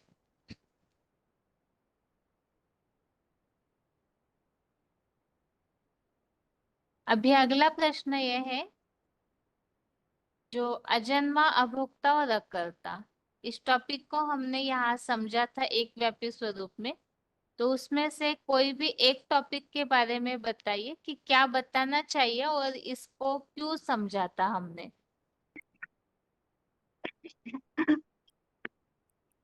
शांति दीदी। हाँ जी, हाँ दीदी, इसमें पहले वो बताना है क्या एक व्यक्ति के बारे में? बस इस अजन्मा इस टॉपिक के बारे में बताना है मतलब। हाँ, अजन्मा इसमें ये बताया था कि जब ये फिर बात आती है कि भगवान अगर सर्वव्यापी नहीं है तो एक व्यापी कहाँ है, तो उस टॉपिक में फिर उसमें जो 9/4 में बताया गया है कि वो जन्म कर्म जन्म दिव्यम, तो उनका जन्म कर्म दिव्य है और वो शिव समान बनते हैं। तो उस टॉपिक में हमने समझा था कि वो शिव समान बनते हैं, शंकर के लिए बताया था कि शिव समान बनते हैं, तो वो अजन्मा है। वह शंकर का भी जन्म मरण नहीं बताते हैं, क्योंकि वह शिव समान बनते हैं तो वही सबके आदि और अंत दिखते हैं, क्योंकि वही महाकाल है और वही सबके आदि है। तो शंकर वास्तव में स्थिति का नाम है, वो हीरो पार्टधारी ऐसी समान स्थिति शिव समान बनाते हैं। तो इसमें बाबा ने भी बताया कि सत्य उसे कहा जाता है जो 100% सत्य हो। तो शंकर सदा कायम है, इस सृष्टि पर शंकर ही है जो सदा कायम है। तो अमरनाथ यानी उसमें आता है कि किसको न था, तो अमरनाथ को नाथ लेते हैं। तो सृष्टि पर 700 करोड़ आत्माओं में जगतम पितरम वंदे पार्वती परमेश्वर कहा जाता है। तो वही शंकर है जिनकी मृत्यु नहीं होती है, और आदि पुरुष मनुष्य सृष्टि के पिता भी वही है। और इसके अलावा जिनके माता पिता व गुरु नहीं दिखाते हैं, तो महामृत्युंजय जब उनके नाम से होता है, तो इस बात से भी हम समझ सकते हैं कि वह शंकर ही अजन्मा है। इसके लिए 2/17 में भी बताया गया है कि अविनाशी तो तदिति येन सर्वमिदं ततं विनाशास्यं न कश्चित् कर्तुम् अर्हति। तो 33 करोड़ में शंकर को ही श्रेष्ठ स्थिति वाला बताया गया है, और किसी देवता के साथ, और शंकर के साथ ही शिव के साथ ही शंकर का नाम जोड़ा गया और किसी के साथ नहीं। और त्रिमूर्ति वास्तव में मनुष्यधारी है, उसमें परमपिता शिव शंकर के द्वारा प्रत्यक्ष होते हैं। तो शंकर समान, इसीलिए वो शंकर शिव समान बनते हैं, और निराकार स्टेज भी शंकर की ही बताई गई है। इसमें ही आगे इसमें अकर्ता वाला रूप भी बताया गया है। और जो सब धर्मों में माना गया है, तो माध्यव पुरुष पुराणतम शिव विश्व से परम निदाना, जो 11/38 में बताया गया है, तो वही सृष्टि के सबसे आदि पुरुष है, जिनकी मान्यता निराकारी सभी धर्मों में निराकारी मानते हैं। और फिर वो अकर्ता भी बनते हैं, और वो सभी में वो व्याप्त होते हैं, जैसा कि 9/4 में बताया गया है कि मया तदिदं सर्व जगत व्यक्त मूर्ति नाम मस्तानि सर्वभूतानि अचल अहम न तेषु अचलो, यानी वो मैं सभी में स्थित हूँ लेकिन सब मुझ में नहीं है। तो वो निराकार स्टेज बनाते हैं, जिसके लिए भक्ति का मार्ग में भी कहा गया है कि बिनु पकड़े सुने बिनु काना करे बिनु कर्म करे विधि नाना आनंद रहित सकल होगी बिनु आनंद भक्तावर जोगी। और तुलसीदास जी ने भी कहा है कि सगुना ही अगुना ही नहीं कछु पेदा। तो हाँ, इसमें बताया गया है कि इसके आगे वो कर्म, इसके आगे वो बताया गया कि अकर्ता कैसे है, तो उनके कर्मों का उनके ऊपर कोई फल का उनके ऊपर कोई प्रभाव नहीं पड़ता है। तो बताया गया त्यक्त्वा कर्म फला संगम नीति तृप्तम निराश्रय कर्मणि अभिप्रवृत्त अपने किश्चित करोति, इसमें 4/20 में बताया गया है। और शंकर को कभी चित्रों में भाषण देते नहीं दिखाया गया है। और समुद्र मंथन में भी शंकर ही विष पीते हैं, तो क्योंकि वही वही सक्षम है, उन पर ग्लानि का कोई असर नहीं होता है। और वही करण करावनहार है, लेकिन वह संपूर्ण स्टेज में बनकर आगे कार्य करते हैं, और वो अकर्ता है। इसमें 4/14 में भी बताया कि न कर्माणि लिप्यन्ते न कर्म फल इच्छा इति मा अभिजानन्ति कर्म भी न बध्यते। और फिर इसमें इतना ही। ठीक है माता जी। माता जी रोल नंबर बताइए। हम्म,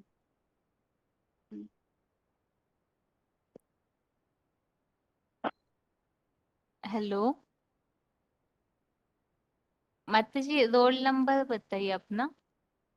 अच्छा हाँ 29752। उदयपुर ना? हाँ उदयपुर। ठीक है माता जी।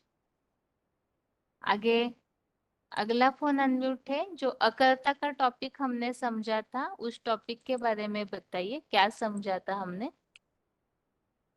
भगवान अकर्ता है क्योंकि जैसे भगवान को कोई जानते नहीं थे, तो वो जब अकर्ता है उनको कोई दुनिया वाले उसमें अटैचमेंट नहीं है।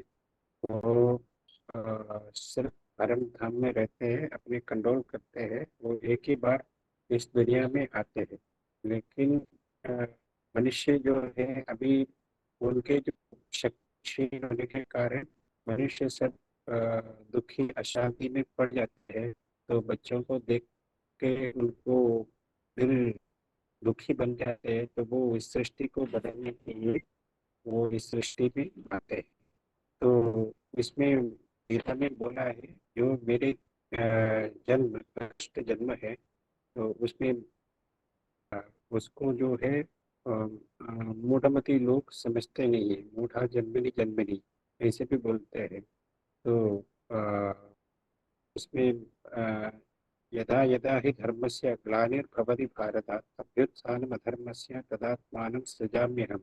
तो धर्म के ग्लानि जब होते हैं तो मेरे को कोई पहचानते नहीं है कि सब अपने अपने मार्ग पर चलते हैं। मेरे धर्म के मार्ग पे कोई चलता नहीं है, तो उसको सुधारने के लिए मैं आता हूँ।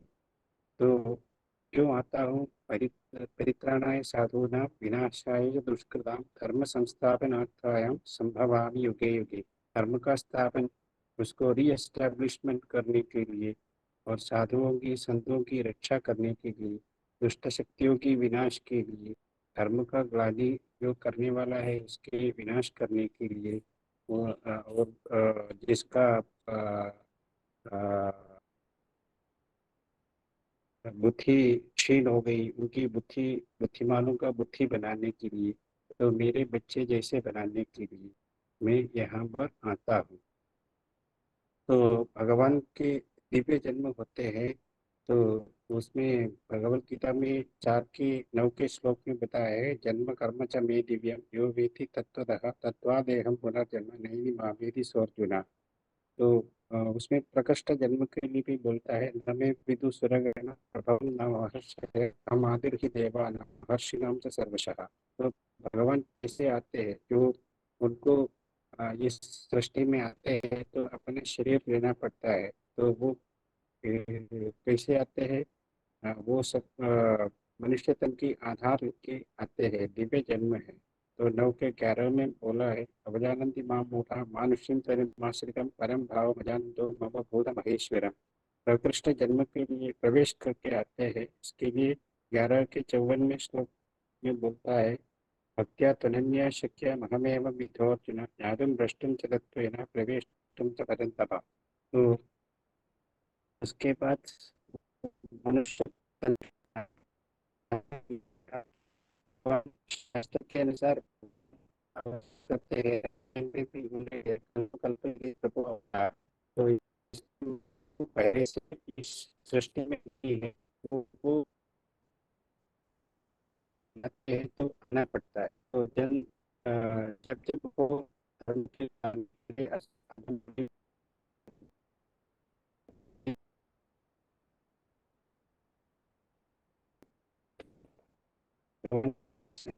काम है, वो जगह लेके भगवान ये समझते हैं कि भगवान सर्वव्यापी है। तो उसमें काम में रहने के लिए लोग की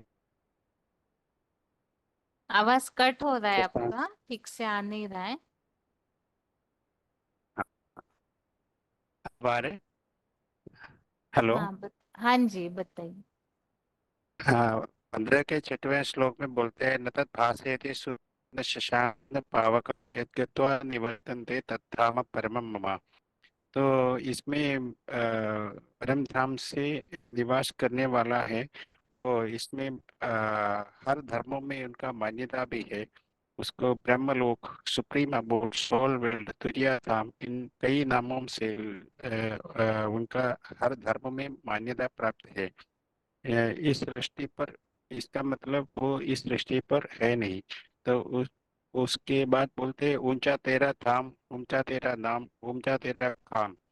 तो भक्ति मार्ग में ये भी बोलते हैं, कवियों के उल्लेखन है, छोड़ भी दे आकाश सिंहासन।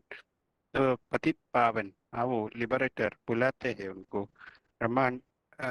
उसके बाद बोलते हैं दर्शन देने के लिए, दिमाग में बोलते हैं साधु सन्यासी कट्टाले बच जाते हैं, कौन किसको दर्शन दे, जब वो सर्वव्यापी है। तो वो एक व्यापी मानेगा तभी तो दर्शन की अभिलाषा पूरा हो सकता है। सर्वव्यापी कहने से उनका अभिलाषा पूरा कैसे होगा?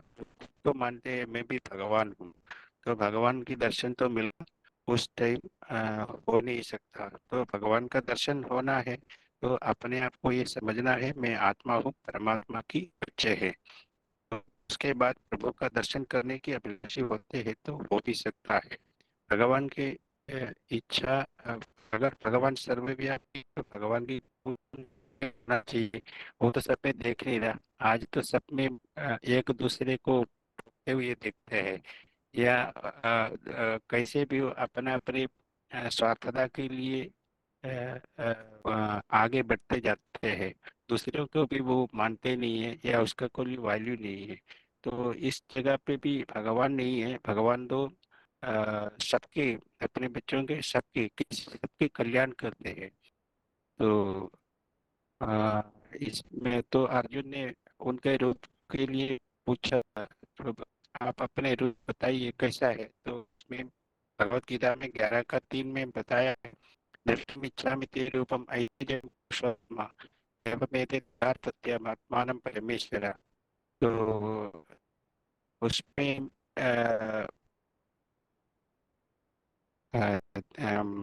भगवान बोलते हैं अगर तुम्हें ऐसे इच्छा है तो मैं अपना दिव्य दृष्टि देता हूँ, दिव्यम ददामि ते चक्षु पश्य में योगम ऐश्वर्यम। ऐसे करके भगवान 11 के 8 में बताया है। तो अर्जुन सारे मनुष्य का प्रतिनिधित्व करते हैं, भगवान उनको कहते हैं क्या चक्षु दे देते हैं। तो इस ऐसा अ, जो मंदिर, मूर्तियाँ ये सब जो बनी हुई है, अगर भगवान सर्वव्यापी है तो इनकी तो आवश्यकता ही क्यों? तो भगवान को हर जगह मानना, तो भगवान जो है वो बुद्धिमानों का बुद्धि है। तो वो सबको कंट्रोल करके अपने इंद्रियाधीन बनते हैं, उनके लिए कोई वो वो सबके अतीत है, वो किसी के उस पे आते नहीं है, ना उनकी कोई सीमा है। तो ऐसे जो भगवान है वो अ, उनको यथार्थ रीति न पहचाने मनुष्य आज दुखी है। तो उनको यथार्थ रीति पहचान जो कौन देते हैं? भगवान खुद ही देते हैं। तो वो इसलिए इस संगम युग पे निश्चित उनका आधार लेके इस धरती पर आते हैं, अपना ज्ञान का भंडार अपने बच्चों को, जो सन्मुख होते हुए बच्चों को जो उनके उनको दे देते हैं। तो उसके अनुसार चल के उनको ग्रहण करने के तत्पर्यवान बच्चों को वो पढ़ सकते हैं और वो उनको अपने आत्मा समझ के अपने उन्नति कर सकते हैं। उस उन्नति से वो अपने अगले 21 पीढ़ी तक अपने जन्म को राजा जैसे बना सकते हैं, दुखी संसार से मुक्त हो सकते हैं। और ये जो सविशेषता है सिर्फ इस संगम युग में हो सकते हैं। जो नए कल्प का शुरुआत करते हैं, ड्रामा का शुरुआत करते हैं, एकदम ड्रामा शुरू हो गया तो फिर ये हो नहीं सकता, उसके लिए फिर अगले कल्प तक वेट करना पड़ेगा। तो इसलिए इस टाइम को यथार्थ रीति पहचान करके उन भगवान को यथार्थ रीति, अपने माता पिता को यथार्थ रीति पहचान करके उनके रास्ता पर चलना ही अच्छा है। यही मेन से समझा गया है। ठीक। अच्छा। आगे अभी ग्रुप में फोन अनम्यूट होगा श्लोक बताने के हिसाब से। तो टॉपिक बताया जाएगा, उसमें से जो श्लोक आपको याद है वो बताइए। रोल नंबर बताइए जिनका फोन अनम्यूट हुआ है।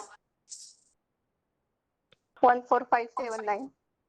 11,909। आगे रोल नंबर बताइए। 11,909। आगे रोल नंबर बताइए। 11,909। आपका हो गया मतलब जी, और आगे फोन अनम्यूट है। आगे अगला फोन अनम्यूट है। ओम शांति दीदी। हाँ, रोल नंबर 29,69 मधुबन रोहतक। आगे बताइए रोल नंबर।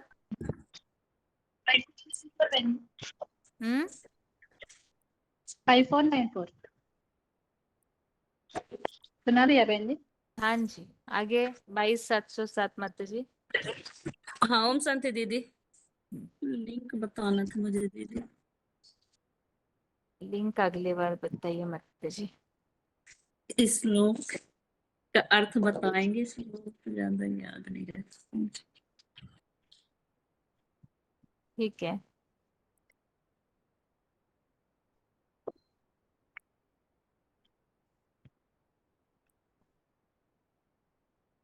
आगे और एक फोन अनम्यूट है, रोल नंबर बताइए।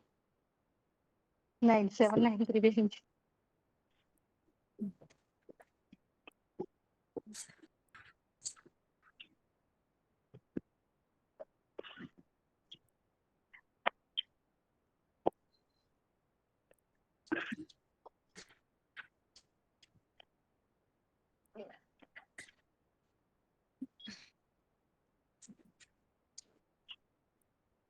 पहले तो भुवनेश्वर के माता जी आप बताइए। हाँ जी, कौन सा श्लोक में बन जी? भगवान का सर्वव्यापी का। Hello hello. भगवान इस सृष्टि पर नहीं है, दिव्य उसके जन्म लेते हैं, उसके लिए कोई भी श्लोक बताइए। भगवान का इस सृष्टि पर अवतरण होता है।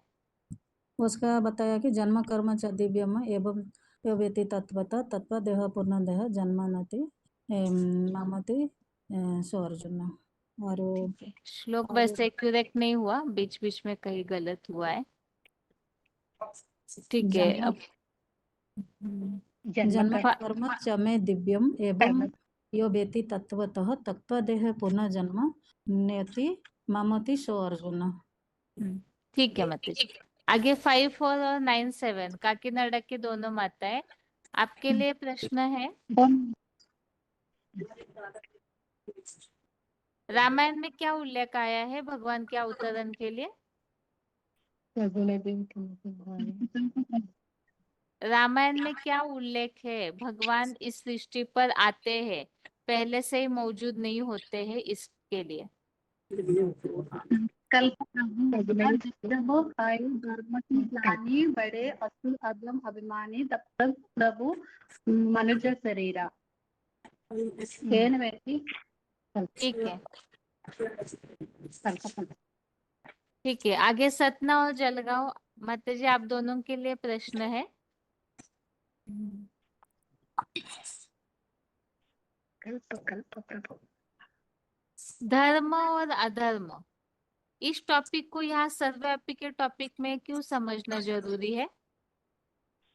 धर्म और अधर्म, क्योंकि सर्वव्यापी को मानने से ही अधर्म फैला है, और एक व्यापी के जानेंगे तभी सत्य सद्धर्म की स्थापना होगी।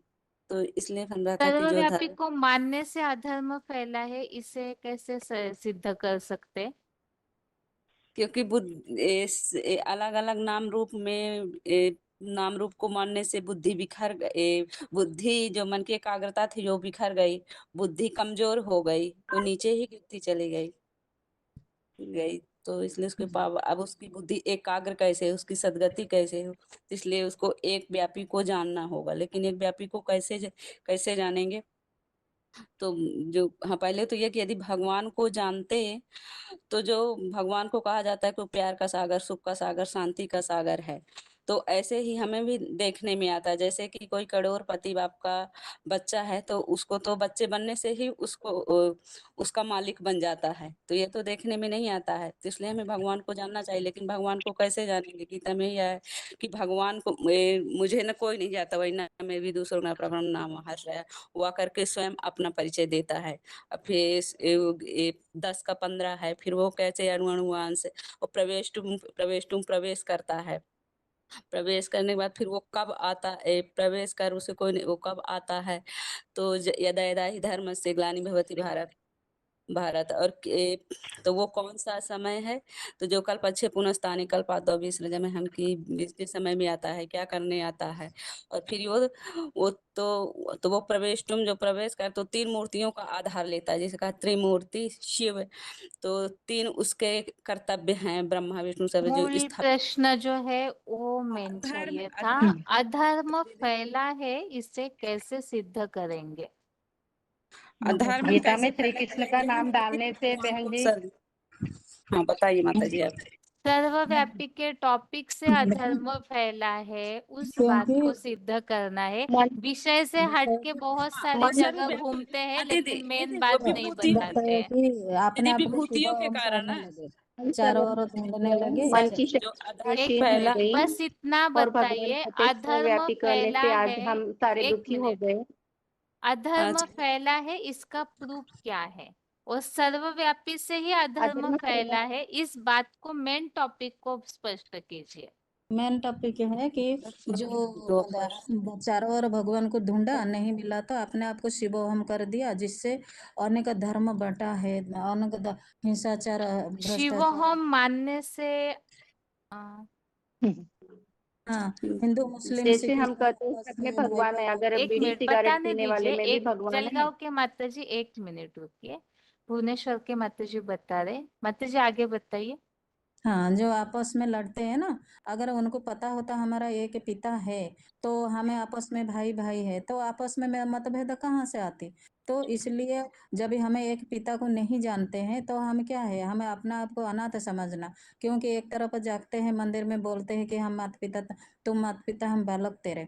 तो जब भी वो हमारा माता पिता, हम बालक है, तो उनका नाम रूप देश काल कुछ तो उनका होगा, लेकिन ऐसा तो कुछ है ही नहीं, हम तो जानते भी नहीं है। तो इसलिए हमें आज अनाथ हो गए, और उस कारण आज दुनिया में क्या हो गया, हिंसाचार, भ्रष्टाचार, अत्याचार बढ़ गया, और जो मन का एकाग्रता है, वो मन का एकाग्रता भी भंग हो गया। तो इसलिए अलग अलग मंदिर मस्जिद आदि ये सब हम फिर बनाने लगे, उनका भगवान अलग, उनका भगवान अलग। तो अगर ऐसा है, मठपंथ आदि सब जितना बन चुका है, लेकिन ऐसा बनने से क्या है, तो क्या है, हमें भगवान को लेकिन कोई धर्म ग्रंथ में तो ऐसा लिखा नहीं कि भगवान आपस में लड़े हैं, तो सभी का भगवान को अलग बना दिया, लेकिन वास्तव में तो भगवान एक है। तो जब भी हमें उस एक को जानेंगे, तो जो भगवान के नाम पर भी आज जो लड़ रहे झगड़ रहे, वो सभी बंद हो जाएगा। और जो भी धर्म के नाम पे जो दिखाते हैं कि दर्शन कराना है, हम भगवान को दर्शन करा देंगे, ऐसे लेके जाते हैं, तो ये सब भी बंद हो जाएगा। हाँ, तो फिर मन का एक, भगवान को जानने से हमारा मन का एकाग्रता आएगी, क्योंकि भगवान खुद ही बोलते हैं कि भगवान स्वयं अपना परिचय खुद ही देते हैं। इसलिए बोला कि स्वयं आत्मना आत्मना बुद्ध पुरुषोत्तम भूत भावना भूतेश देवदेव जगतपते, मैंने मेरा परिचय मैं ही दे सकता हूँ, मेरा परिचय कोई दे नहीं सकता। ठीक है माता इसलिए जी, ठीक है, यहाँ ही रुकिए।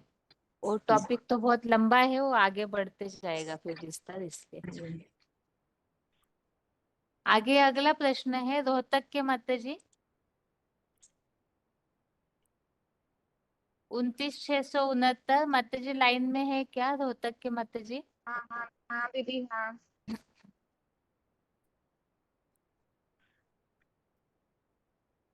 माता जी जैसे कि भगवान का अगर सभी में वास होता तो क्या दिखने में आना चाहिए था इस दुनिया में? भगवान के सब में वास होता तो भगवान के गुण हम सब में देखने में आते हैं, जैसे कि अग्नि के गुण जो है लोहे में देखने में आते हैं, तो भगवान सर्वव्यापी होता, भगवान सब में व्यापक होता, तो भगवान के गुण हम बच्चों में भी देखने में आते हैं ना, दुनिया में सभी में देखने में आते।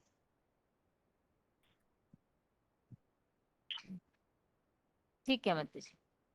अभी दूसरा प्रश्न ये है अनेक कर्मकांडम। जलगांव के माता जी, भगवान के एक व्यापी स्वरूप को मानना क्यों जरूरी है या पहचानना क्यों जरूरी है, उससे क्या फायदा होगा?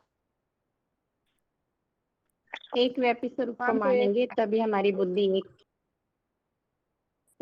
बुद्धि एक में जाएगी और हमारी एकाग्रता बढ़ेगी। एकाग्रता बढ़ने से हमारी जो आज शक्ति क्षीण हो रही है सर्वव्यापी समझने से, भगवान कहते हैं वो शक्ति क्षीण होना तुम्हारा समाप्त हो जाएगा और तुम में ताकत आएगी, और ताकत आने से हमारा धर्म बलवान होगा एक व्यापी समझने से।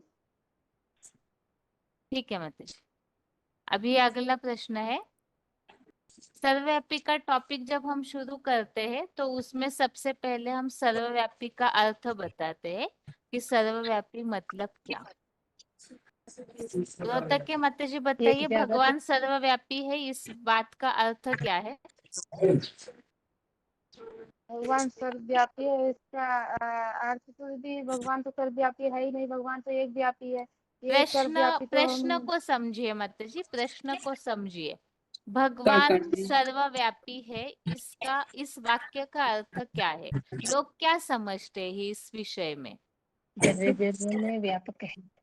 भगवान को तो कहते हैं, हिंदू लोग कहते हैं भगवान कण कण में है, और मुसलमान लोग कहते हैं भगवान जर्रे जर्रे में है। सब में व्यापक कर दिया भगवान को। वासी है, जहाँ देखूं वहां बस तू ही तू, एक ही रंग। ठीक है माता जी। अभी इसके बाद हमें जब चित्र के बारे में समझाते हैं तो सबसे पहले क्या समझाना चाहिए? पहले गीता की बात समझाना, गीता की बात समझानी चाहिए। ठीक है, उसके बाद क्या समझाएंगे सतना के माता जी? दीदी पहले तो यही है कि जो ये मानते हैं ना कि भगवान यहाँ है, हर जगह है, सब जगह है, तो पहले तो यही बताएंगे कि भगवान के लिए, यदि भगवान यही होता तो फिर भगवान के लिए दिव्य जन्म क्यों गाया है, कि भगवान का तो ये हो दिव्य गया, जन्म बस लिंक पूछी जा रही है, बहुत विस्तार हो जाएगा। ये फिर पूछा दीदी था, माता जी ने बताया गीता के जो भी श्लोकों के बारे में बताना चाहिए। अभी आप हाँ, बताइए इसके बाद क्या समझाएंगे आप? चित्रों में से क्या समझाएंगे? कोई एक एक वाक्य में बताते जाइए ताकि पूरा लिंक पूरा हो दीदी जाए। आप देखने के लिए जो कहते हैं ना कि हे यदि प्रभु मुझे भगवान को सब जगह मानते दर्शन हैं ना कि भगवान प्रभु जी हमें दर्शन दो, साधु हाँ दर्शन सन्यासी समझते हैं कि तो उसमें भगवान हम नहीं है तो प्रभु जी दर्शन दो दर्शन दो। तो अगर भगवान उनमें है तो फिर दर्शन देने की बात ही क्या है, तो वो खुद ही भगवान हो गए ना। ठीक है, गीता में भगवान को इसके बाद दर्शन क्या बताएंगे माता जी, सतना के माता जी? फिर उसके लिए कि यदि भगवान खुद में होता तो फिर मंदिर मूर्ति बनाने की क्या जरूरत थी, खुद ही पूजा कर लेते। फिर भाईचारा, फिर हिंसा के कि ये कहते हैं जो जानवरों में है, तो जानवर तो हिंसक होते हैं, भगवान आकर के तो ज्ञान का उवाच करता है, उसमें उवाच कैसे करेगा? और भाई भाई भाई भाई में, और कि पिता भगवान को तो ऊंच से ऊंच माना जाता है, पिता है तो फिर तो सब ऊंच ही ऊंच होते ना, सब पिता पिता ही हो जाते। और फिर इसके बाद फिर विभूतियों के बारे में काकीनाडा की माताएं बताइए, काकीनाडा के दोनों माताएं बताइए। प्रकृति के तत्व में भगवान नहीं है, इसमें क्या समझाया जाता है? जैसे आज दुनिया में लोग पेड़ पौधों की वगैरह पूजा करते हैं, तो ये सब के बारे में क्या समझाएंगे? అంటే అంటే చార్మేసే ఆజయతి సన్నన్యాత్మ భూతానం ఈశ్వరాకి తన్ ప్రకృతి 5 सामधिष्ठाय तत्व संभवम आत्ममय मन माता प्रकृति जी, आधीन करके प्रश्न आत्मशक्ति के अनुसार समझिए, जन्म लेता है। प्रश्न को समझिए माता जी। प्रश्न ये है कि प्रकृति के 5 तत्व में भगवान का वास नहीं होता है। प्रकृति के 5 तत्व कौन से हैं? जलवायु अध्यात्म। हाँ, तो इसमें भगवान होता है, इसके लिए भक्ति मार्गीय लोग क्या मानते हैं बताइए? प्रकृति को भी के भगवान 5 तत्वों समझते में हैं। भगवान होते प्रकृति हैं, आदि इसके बारे में क्या क्या मान्यता है भक्ति मार्ग में? दीदी मना गंगा को वो भी आदि मानते हैं। पेड़ पौधे जल सभी में देवता जल नदी देवता को देवता मानते ऐसे हैं, अग्नि देवता को मानते हैं, और गंगा नदी को मानते हैं, और क्या गंगा बताया? गंगा पतितों का पावना कहा जाता है, पतितों का पावन अंतर गंगा भी हाँ, है। अभी इसी बात को स्पष्ट गंगा कीजिए से कि पावन ये सारे गंगा में 5 स्नान करके तत्वों पावन में, हो जाता है, बताओ। इन ठीक तत्वों है में बताइए भगवान बहन। नहीं है, इसके लिए आप क्या हाँ, समाधान देंगे? गीता में तो है दीदी ना। यदि इन तत्वों में भगवान होते तो जैसे बाढ़ आ जाती है तो आंधी वगैरह आती है तो इनसे कितना नुकसान होता है, कितने मरते हैं। तो अगर भगवान होते तो उनमें तो कोई मरता है क्या? ऐसे भगवान मारता है क्या? या फिर आग लग जाती है, आग में भी कितने सारे मर जाते हैं। तो अग्निदेव भी मानते हैं कि अग्निदेव भगवान है। तो अगर भगवान उनमें भी होते तो ऐसे इन 5 तत्वों से क्या मनुष्य को मारते क्या भगवान? श्लोक बता सकते हैं दीदी ना कि जो है कि ना चैव सात्विक भाव, क्योंकि नाचम अहंते सुते नहीं है माया तत्तम इदम सर्व जगतम अव्यक्त मूर्ति नाम मतस्थानी सर्वभूतानि नाचम अहम तेसु अवस्थित है। ये भगवान इस जड़ जंगम में नहीं है, वो बीज है। तो बीज में पत्ते पेड़ टहन टहनियां सब समाये हैं, लेकिन टहन टहनियां पत्तों में बीज नहीं समाया है। भगवान को बीज कहा जाता है। फिर विभूतियों के बारे में बता सकते हैं कि ये क्यों अभी फैला है। टॉपिक से भटकिए नहीं, मतलब ये टॉपिक से नहीं भटकिए, 1 मिनट रुकिए। अभी पहले इस बात को पूरा करते हैं, फिर आप विभूतियों को जो क्लियर कर दे उसके बाद। अभी यहाँ प्रश्न ये है कि जैसे कि दुनिया में लोग ऐसे कहते हैं ना कि अग्नि के द्वारा हमें खाना मिलता है, जल ही जीवन है, अगर पानी न मिले तो मनुष्य जी ही नहीं सकता है।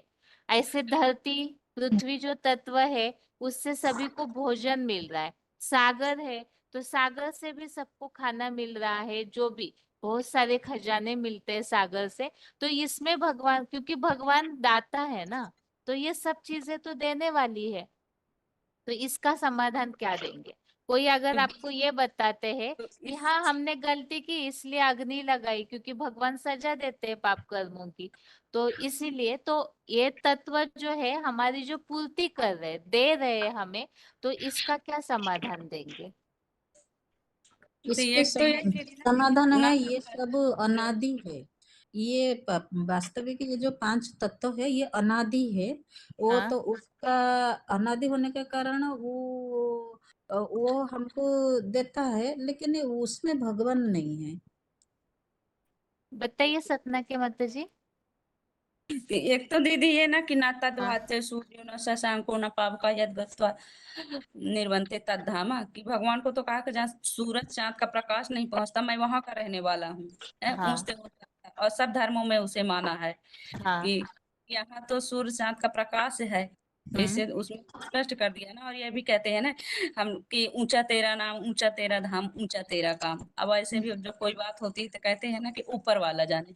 यदि जब यही है, यही उसका वास है हर जगह, तो फिर कहना चाहिए ना कि नीचे वाला जाने, मंदिर मूर्ति जाने। तो इससे तो यही ठीक है, सिद्ध होता है कि अभी भगवान इस यहाँ। बात का उत्तर बताइए माता जी। जैसे पानी अगर हमें न मिले तो हम जीवन नहीं जी सकते हैं, हमें खाना न मिले धरती से उगा हुआ तो हम जी नहीं सकते हैं। तो ये चीजें तो हमें जीवन दे रही ना, भगवान भी तो जीवन ही देते हैं, चैतन्यता देते हैं। तो इन तत्वों में भगवान नहीं है, ये कैसे बताएंगे?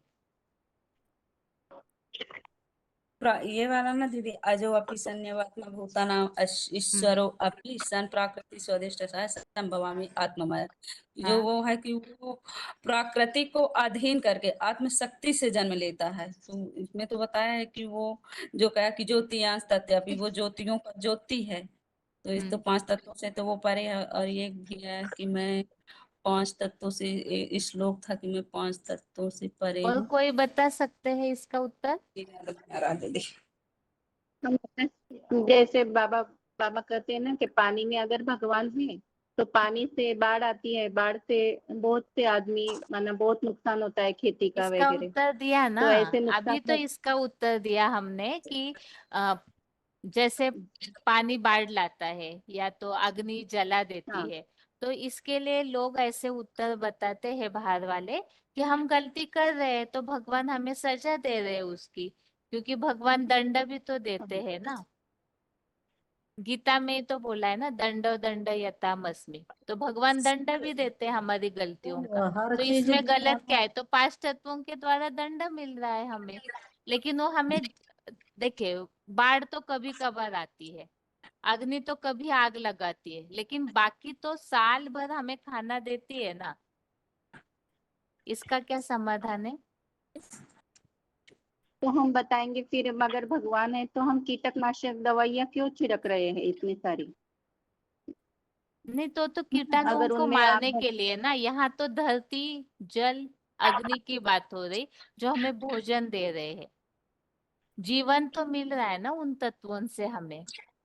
तो वो तो सात्विक रूप होता है, तामसी रूप भी होता है उसका, प्रकृति का तो जड़ है ना दीदी, जड़ चेतन है, ये तो जड़ चीजें है ना, प्रति वैसे ही भौतिक चीजें चैतन्य है, वो रूप में भौतिक से कोई तो ना कोई परे तो है ना। पार्ट बजाया होगा ना।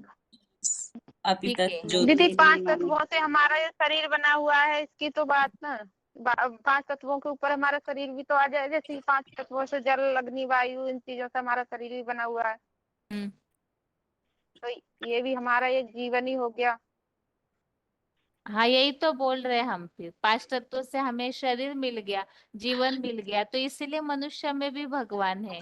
लोग ऐसे बताते हैं ना, तो इसे क्या हाँ हाँ बताएंगे, दीदी, हम हाँ। भगवान है क्या? तो ये बताएंगे दीदी, हम भगवान कैसे हो सकते हैं? भगवान अगर हमारे में होता तो हमें भी इतनी दुख बीमारियां या कुछ भी लगती है तो फिर हम अपने आप को ठीक कर लें ना। या फिर हम किसी का इतना बुरा करते हैं तो फिर हमें पता तो ना लगता, फिर भी जानते हुए भी हम बहुत बुरा कर जाते हैं। तो हम किसी का बुरा क्यों करें? तो भगवान अगर हमारे अंदर होता तो हम किसी को दुख देते क्या? तो भगवान तो कभी हाँ, भी किसी को दुख नहीं ये सब देता। तो हमारा हो गया। यहाँ वास्तव में 5 तत्वों की बात चल रही थी, विषय थोड़ा अलग हो जाएगा। और ठीक जल है, तो आप आता है सभी को पहाड़ों अभी से। म्यूट कर रही हूँ और किसी को ज्योति, अनम्यूट करती हूँ ज्योति आगे, को ठीक तो है? हर धर्म में माना है ना, फिर उसका उदाहरण दे सकते हैं क्या माता इसमें, जी? कि ज्योति को तो सबने माना, हर धर्म में माना है ना, तो मुसलमानों भी हाँ, में भी जैसे यहाँ कि 5 तत्वों की बात चल रही, 5 तत्वों की। दीदी नहीं समझ में आ रहा। हाँ, ठीक है, आगे और किसी को पूछती हूँ, लेकिन आप सभी इस विषय में जरूर सोचिएगा। प्रश्न सभी को समझ में आया ही होगा।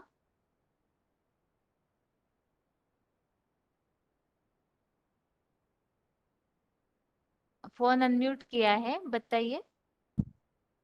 हाँ, 4783 बालेश्वर। हाँ जी, क्या बताना? यही पूछा कि 5 अच्छा, तत्वों से हमें खाना पीना मिलता है, तो उनमें भगवान है।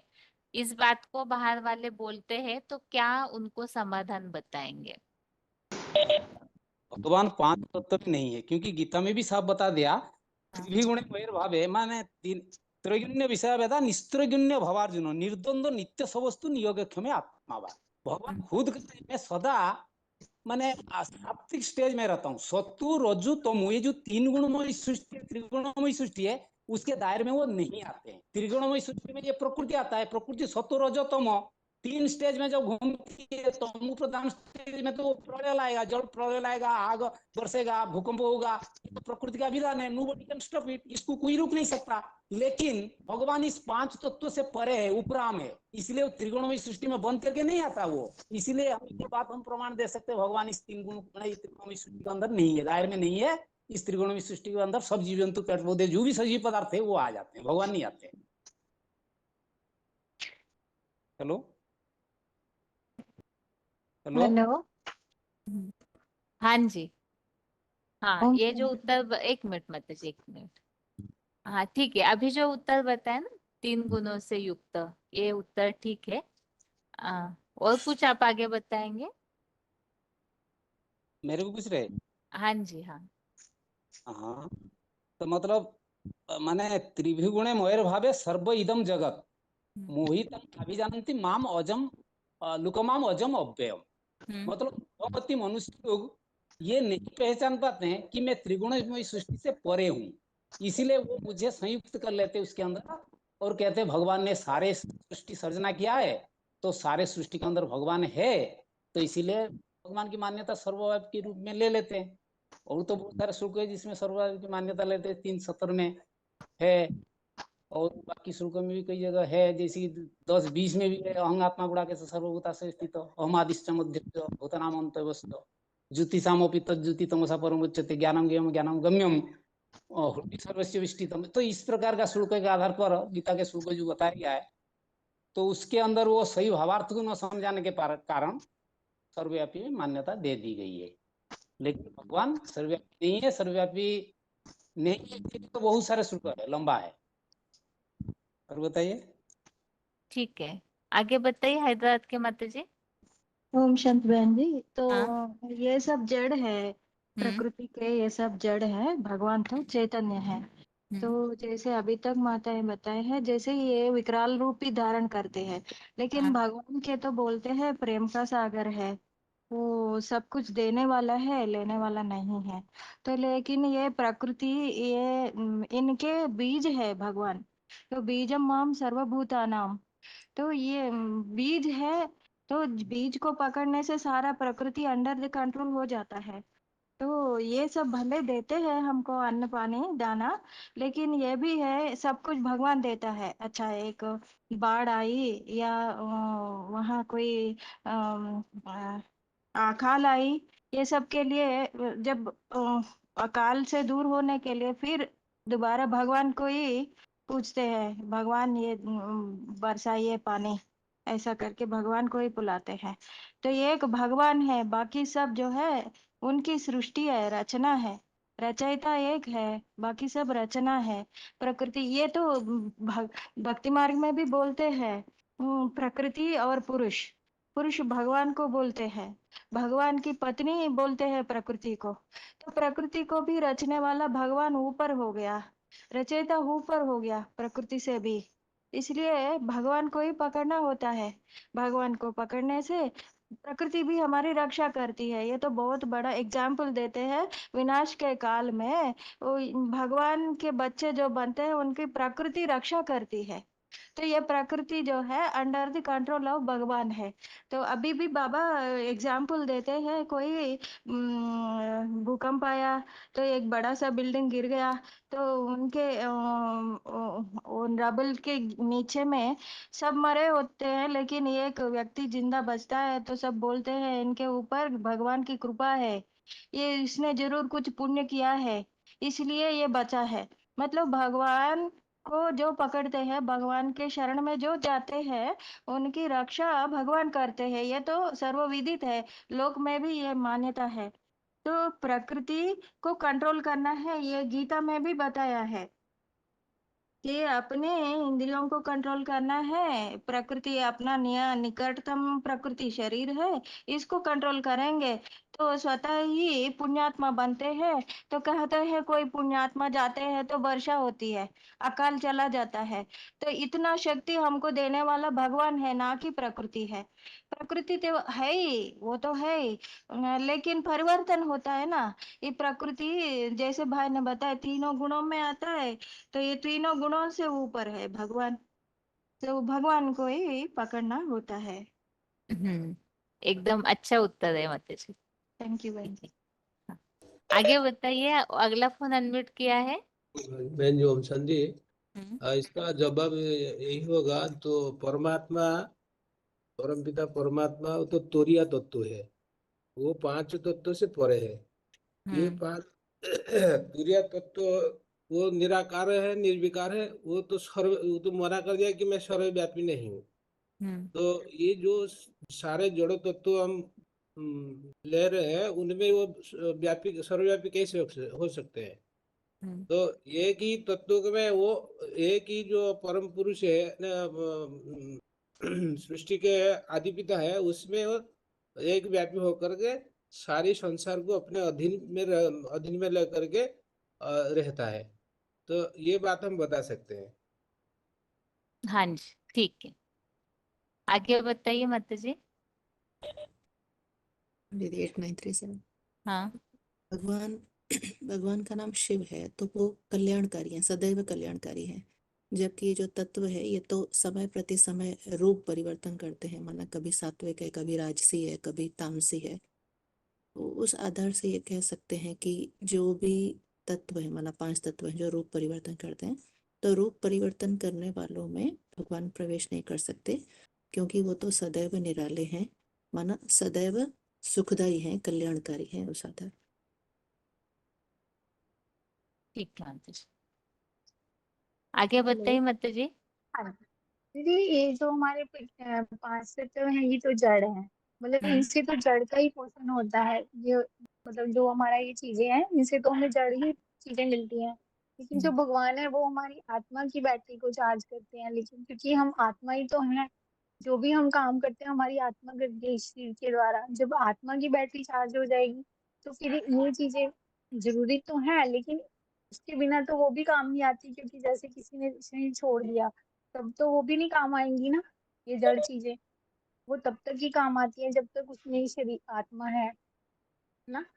तो हाँ इसलिए जी, मुझे लगता है कि तभी वो उनकी जरूरत है, मतलब भगवान की ज्यादा वैल्यू है, क्योंकि हमारी आत्मा उनसे ही पावर लेती हाँ जी, हेलो ठीक है माता जी। Hello hello. हाँ माता जी बताइए। दीदी, इसमें हम ये बता सकते हैं कि जब पांच तत्व अधीन होते हैं तो रावण की खटिया से बन जाते हैं। तो रावण के अधीन होने से ही इनमें विकृति आती है। जब भगवान से बैटरी चार्ज करते हैं तो ये तत्व ऑटोमेटिकली विभूतियों के रूप में चार्ज हो जाते हैं। जैसे कि बिजली का बटन दबाते हैं तो झट से लाइट चलने लगती है, पंखा चलने लगता है, पानी का टैप दबाते हैं तो पानी आने लगता है। तो इस तरह से ये जो सारे तत्व है इतना ज्यादा विकृत रूप, तामसी रूप धारण कर लेते हैं। जैसे कि हम कह सकते हैं कि नदियों के ऊपर डैम बन गए, वृक्ष जो है कटने से जो भूस्खलन होने लगा और बाढ़ वगैरह आने लगी। तो पानी जो है वो भी इसी तत्व के कारण ही आज बाढ़ के रूप में आ रहा है, क्योंकि कहीं कहीं डैम भी फट रहे हैं। हेलो। हाँ जी माता जी। हाँ जी, तो जब हमारी आत्मा रूपी बैटरी जो है वो पूरी चार्ज हो जाती है तब हम इन 5 तत्वों को भी कंट्रोल कर लेते हैं। अभी हम सभी जो है 5 तत्वों सहित रावण के कंट्रोल में आए हुए हैं। जो हमारे अंदर 5 विकार हैं उन्हीं के कारण ही ये विकृति जो है आज दुनिया में देखने को मिलती है। ठीक हेलो। है माता जी। हाँ जी, ठीक है। हाँ जी, ठीक है। सतना के माता जी, आप बीच में कुछ विभूतियों के बारे में बता रहे थे, बताइए कुछ तो। उस समय टॉपिक जब चल रहा था 5 तत्वों का ही। जी, विभूतियों के बारे में तो शुरू में तो जो विभूति है कि मैं गंगा हूँ, मैं ये हूँ वो हूँ, तो इसमें तो ये सिद्ध हुआ कि यो ये श्रेष्ठ है, श्रेष्ठों में श्रेष्ठ है। तो सर्वव्यापी का तो बात खंडन हो गया। तो अनेक व्यापी, तो अनेक व्यापियों में ही जो गीता में आया है कि जो विभूति माने विशेष रूप से जो सर्वमान है, श्रेष्ठवान है, बुद्धि युक्त है, उसको मेरे से उत्पन्न हुआ जान। तो वो जैसे कि पिता होता है तो पिता के जैसे कि बच्चे होते हैं, तो जो गुण वो धारण कर लेते हैं तो वो तो पुत्र रहेंगे, पिता तो नहीं हो जाएंगे ना। और जैसे कि सूर्य होता है तो सूर्य से जैसे बैटरी होती है, तो कोई छोटी बैटरी होती है, कोई बड़ा होता है, तो नंबरवार बैटरियां होती हैं। तो जो उससे जो जितना अपनी क्षमता अनुसार उसमें उतना पावर भरती है, तो उसे तो सूर्य तो नहीं कहेंगे ना, वो बैटरी है। तो ऐसे ही नंबरवार ये बैटरियां हैं। और गीता में ही कहा है कि इतने विस्तार को, विभूतियों के विस्तार को जानने से क्या प्रयोजन, मैं ये सारे संसार को एक अंश में से टिकाकर हूँ, तो एक को जानना चाहिए। और ये भी कहा कि हृदय सर्वस्व विशिष्टतम, तो जो कहा कि सब एक, तो सबके हृदय में वास है। तो हृदय में तो बाहर वाले ने मान लिया कि जैसे कि भक्ति मार्ग में दिखाया कि जो हनुमान है, तो हनुमान को कहा कि सीताराम को उसके हृदय में वास है, सीना फाड़ के दिखाए। तो ऐसा नहीं है, स्मृति है, याद है सबके उसमें हृदय में। तो किसी मूर्ति की बात नहीं है, उसकी स्मृति, जैसे कि हम अपने कोई नजदीकी संबंधी को याद करते हैं तो उसकी याद रहती है ना, तो कहते हैं ना कि हाँ वो मेरे दिल में है। तो ऐसी ही वो विभूतियां, तो विभूतियां भी श्रेष्ठ, जैसे कि हाँ अनेक, तो विभूतियां भी नंबर वार उनकी श्रेष्ठ से वो, इससे फिर बोल रहे हैं। फिर इसके बाद क्या है, ये ठीक है विभूतियां। फिर 3 मूर्तियों के बारे में कि फिर इनको कैसे जाने कि त्रिमूर्ति रहने दीजिए माता जी, अभी टाइम ज्यादा ही हो गया है। धनगढ़ी के माता जी बताइए। हाँ जी दीदी, क्या बताना है दीदी? मैं थोड़ा बिजी थी, सेवा अच्छा, में ये थी। पूछा था कि प्रकृति के 5 तत्वों में भगवान नहीं हो सकते हैं, इसके लिए क्या समाधान बता सकते हैं? अच्छा, ये तो जो प्रकृति के पांच तो पृथ्वी, जल, वायु, अग्नि, आकाश ना। इसमें तो बाबा ने भी मुरली में कितनी बार बताया है कि ये जो रावण ने अग्निदेव को और पवन देव को बांध के रखा था पार्टी में, तो ये तो जड़ वस्तु है। ये तो अब भगवान जो है ऐसे, इनमें भगवान होते भी नहीं है और आज के लोग तो भगवान मान रहे हैं। परंतु बाबा ने बताया ये तो जो अभी जो मायावी दुनिया है, रावण की दुनिया है, इससे भी उनको बांधने की बात आई है। और इसमें बाबा के लिए जो इसमें लागू नहीं होती है कि भगवान इसमें है। पर मैं दीदी इतना अच्छे से तैयार नहीं करी हूँ दीदी। ठीक है माता जी, सोच के हाँ रखिएगा अगली बार हाँ के जी, लिए, ठीक? ठीक है। आगे बताइए भुवनेश्वर के माता जी। हाँ, ओम शांति बहन जी। हाँ वही बताऊं क्या? हाँ, हाँ, अभी अब तक तो भगवान आपने काफी अगर बातें सोची होगी ना, इसलिए। हाँ, भगवान अगर सब में होते हैं तो भगवान का गुण तो सब में दिखाई देता है ना। भगवान तो गुण का सागर है। लेकिन ये जो प्रकृति में अगर होते हैं, प्रकृति फिर तमो प्रधान क्यों बनती है? क्योंकि प्रकृति जो होता है सात्व रज तम, तीनों गुणों में प्रसार होती है। तो भगवान अगर उसमें होते तो फिर भगवान तो इतना मतलब तामसी नहीं, तामसी का प्रभाव नहीं दिखाते सब। मतलब इतना बाढ़ अग्नि जो जला के भस्म कर देते, राख भस्म कर देते, तो गीता में बया है ना कि जैसे अग्नि सबको राख कर देते। तो भगवान तो ऐसे ही मतलब सबका नुकसान नहीं करते ना। भगवान तो गुण का सागर है। शिव तो कल्याणकारी है, शिव का नाम ही कल्याणकारी। तो इतना तामसी नहीं बनते मनुष्य। जो आत्मा वास्तव में भगवान जो होते हैं सब आत्मा रूपी बैटरी को चार्ज करते हैं। वही जो चार्ज होते हैं उसी हिसाब से हम चारों युग में अपना पाठ बजाते हैं। तो ये जो है फिर ऐसे तो प्रकृति में होते तो फिर भगवान तो सर्वव्यापी हो गए ना। तो सर्वव्यापी तो भगवान नहीं है। गीता के आधार पे बहुत श्लोक है जो कि भगवान सर्वव्यापी नहीं है। भगवान तो एक व्यापी होकर आते हैं। इसीलिए मतलब भगवान का को देखना चाहते हैं। अर्जुन ने बोले मैं आपको देखना चाहता हूँ। तो भगवान अगर सब में होते, भगवान ऐसे तो अर्जुन नहीं बोलते। वास्तव में भगवान इतना नीच नीच में कैसे होंगे? तो वही ठीक है, बहन जी। ठीक है। जी बहन जी, ओम शांति।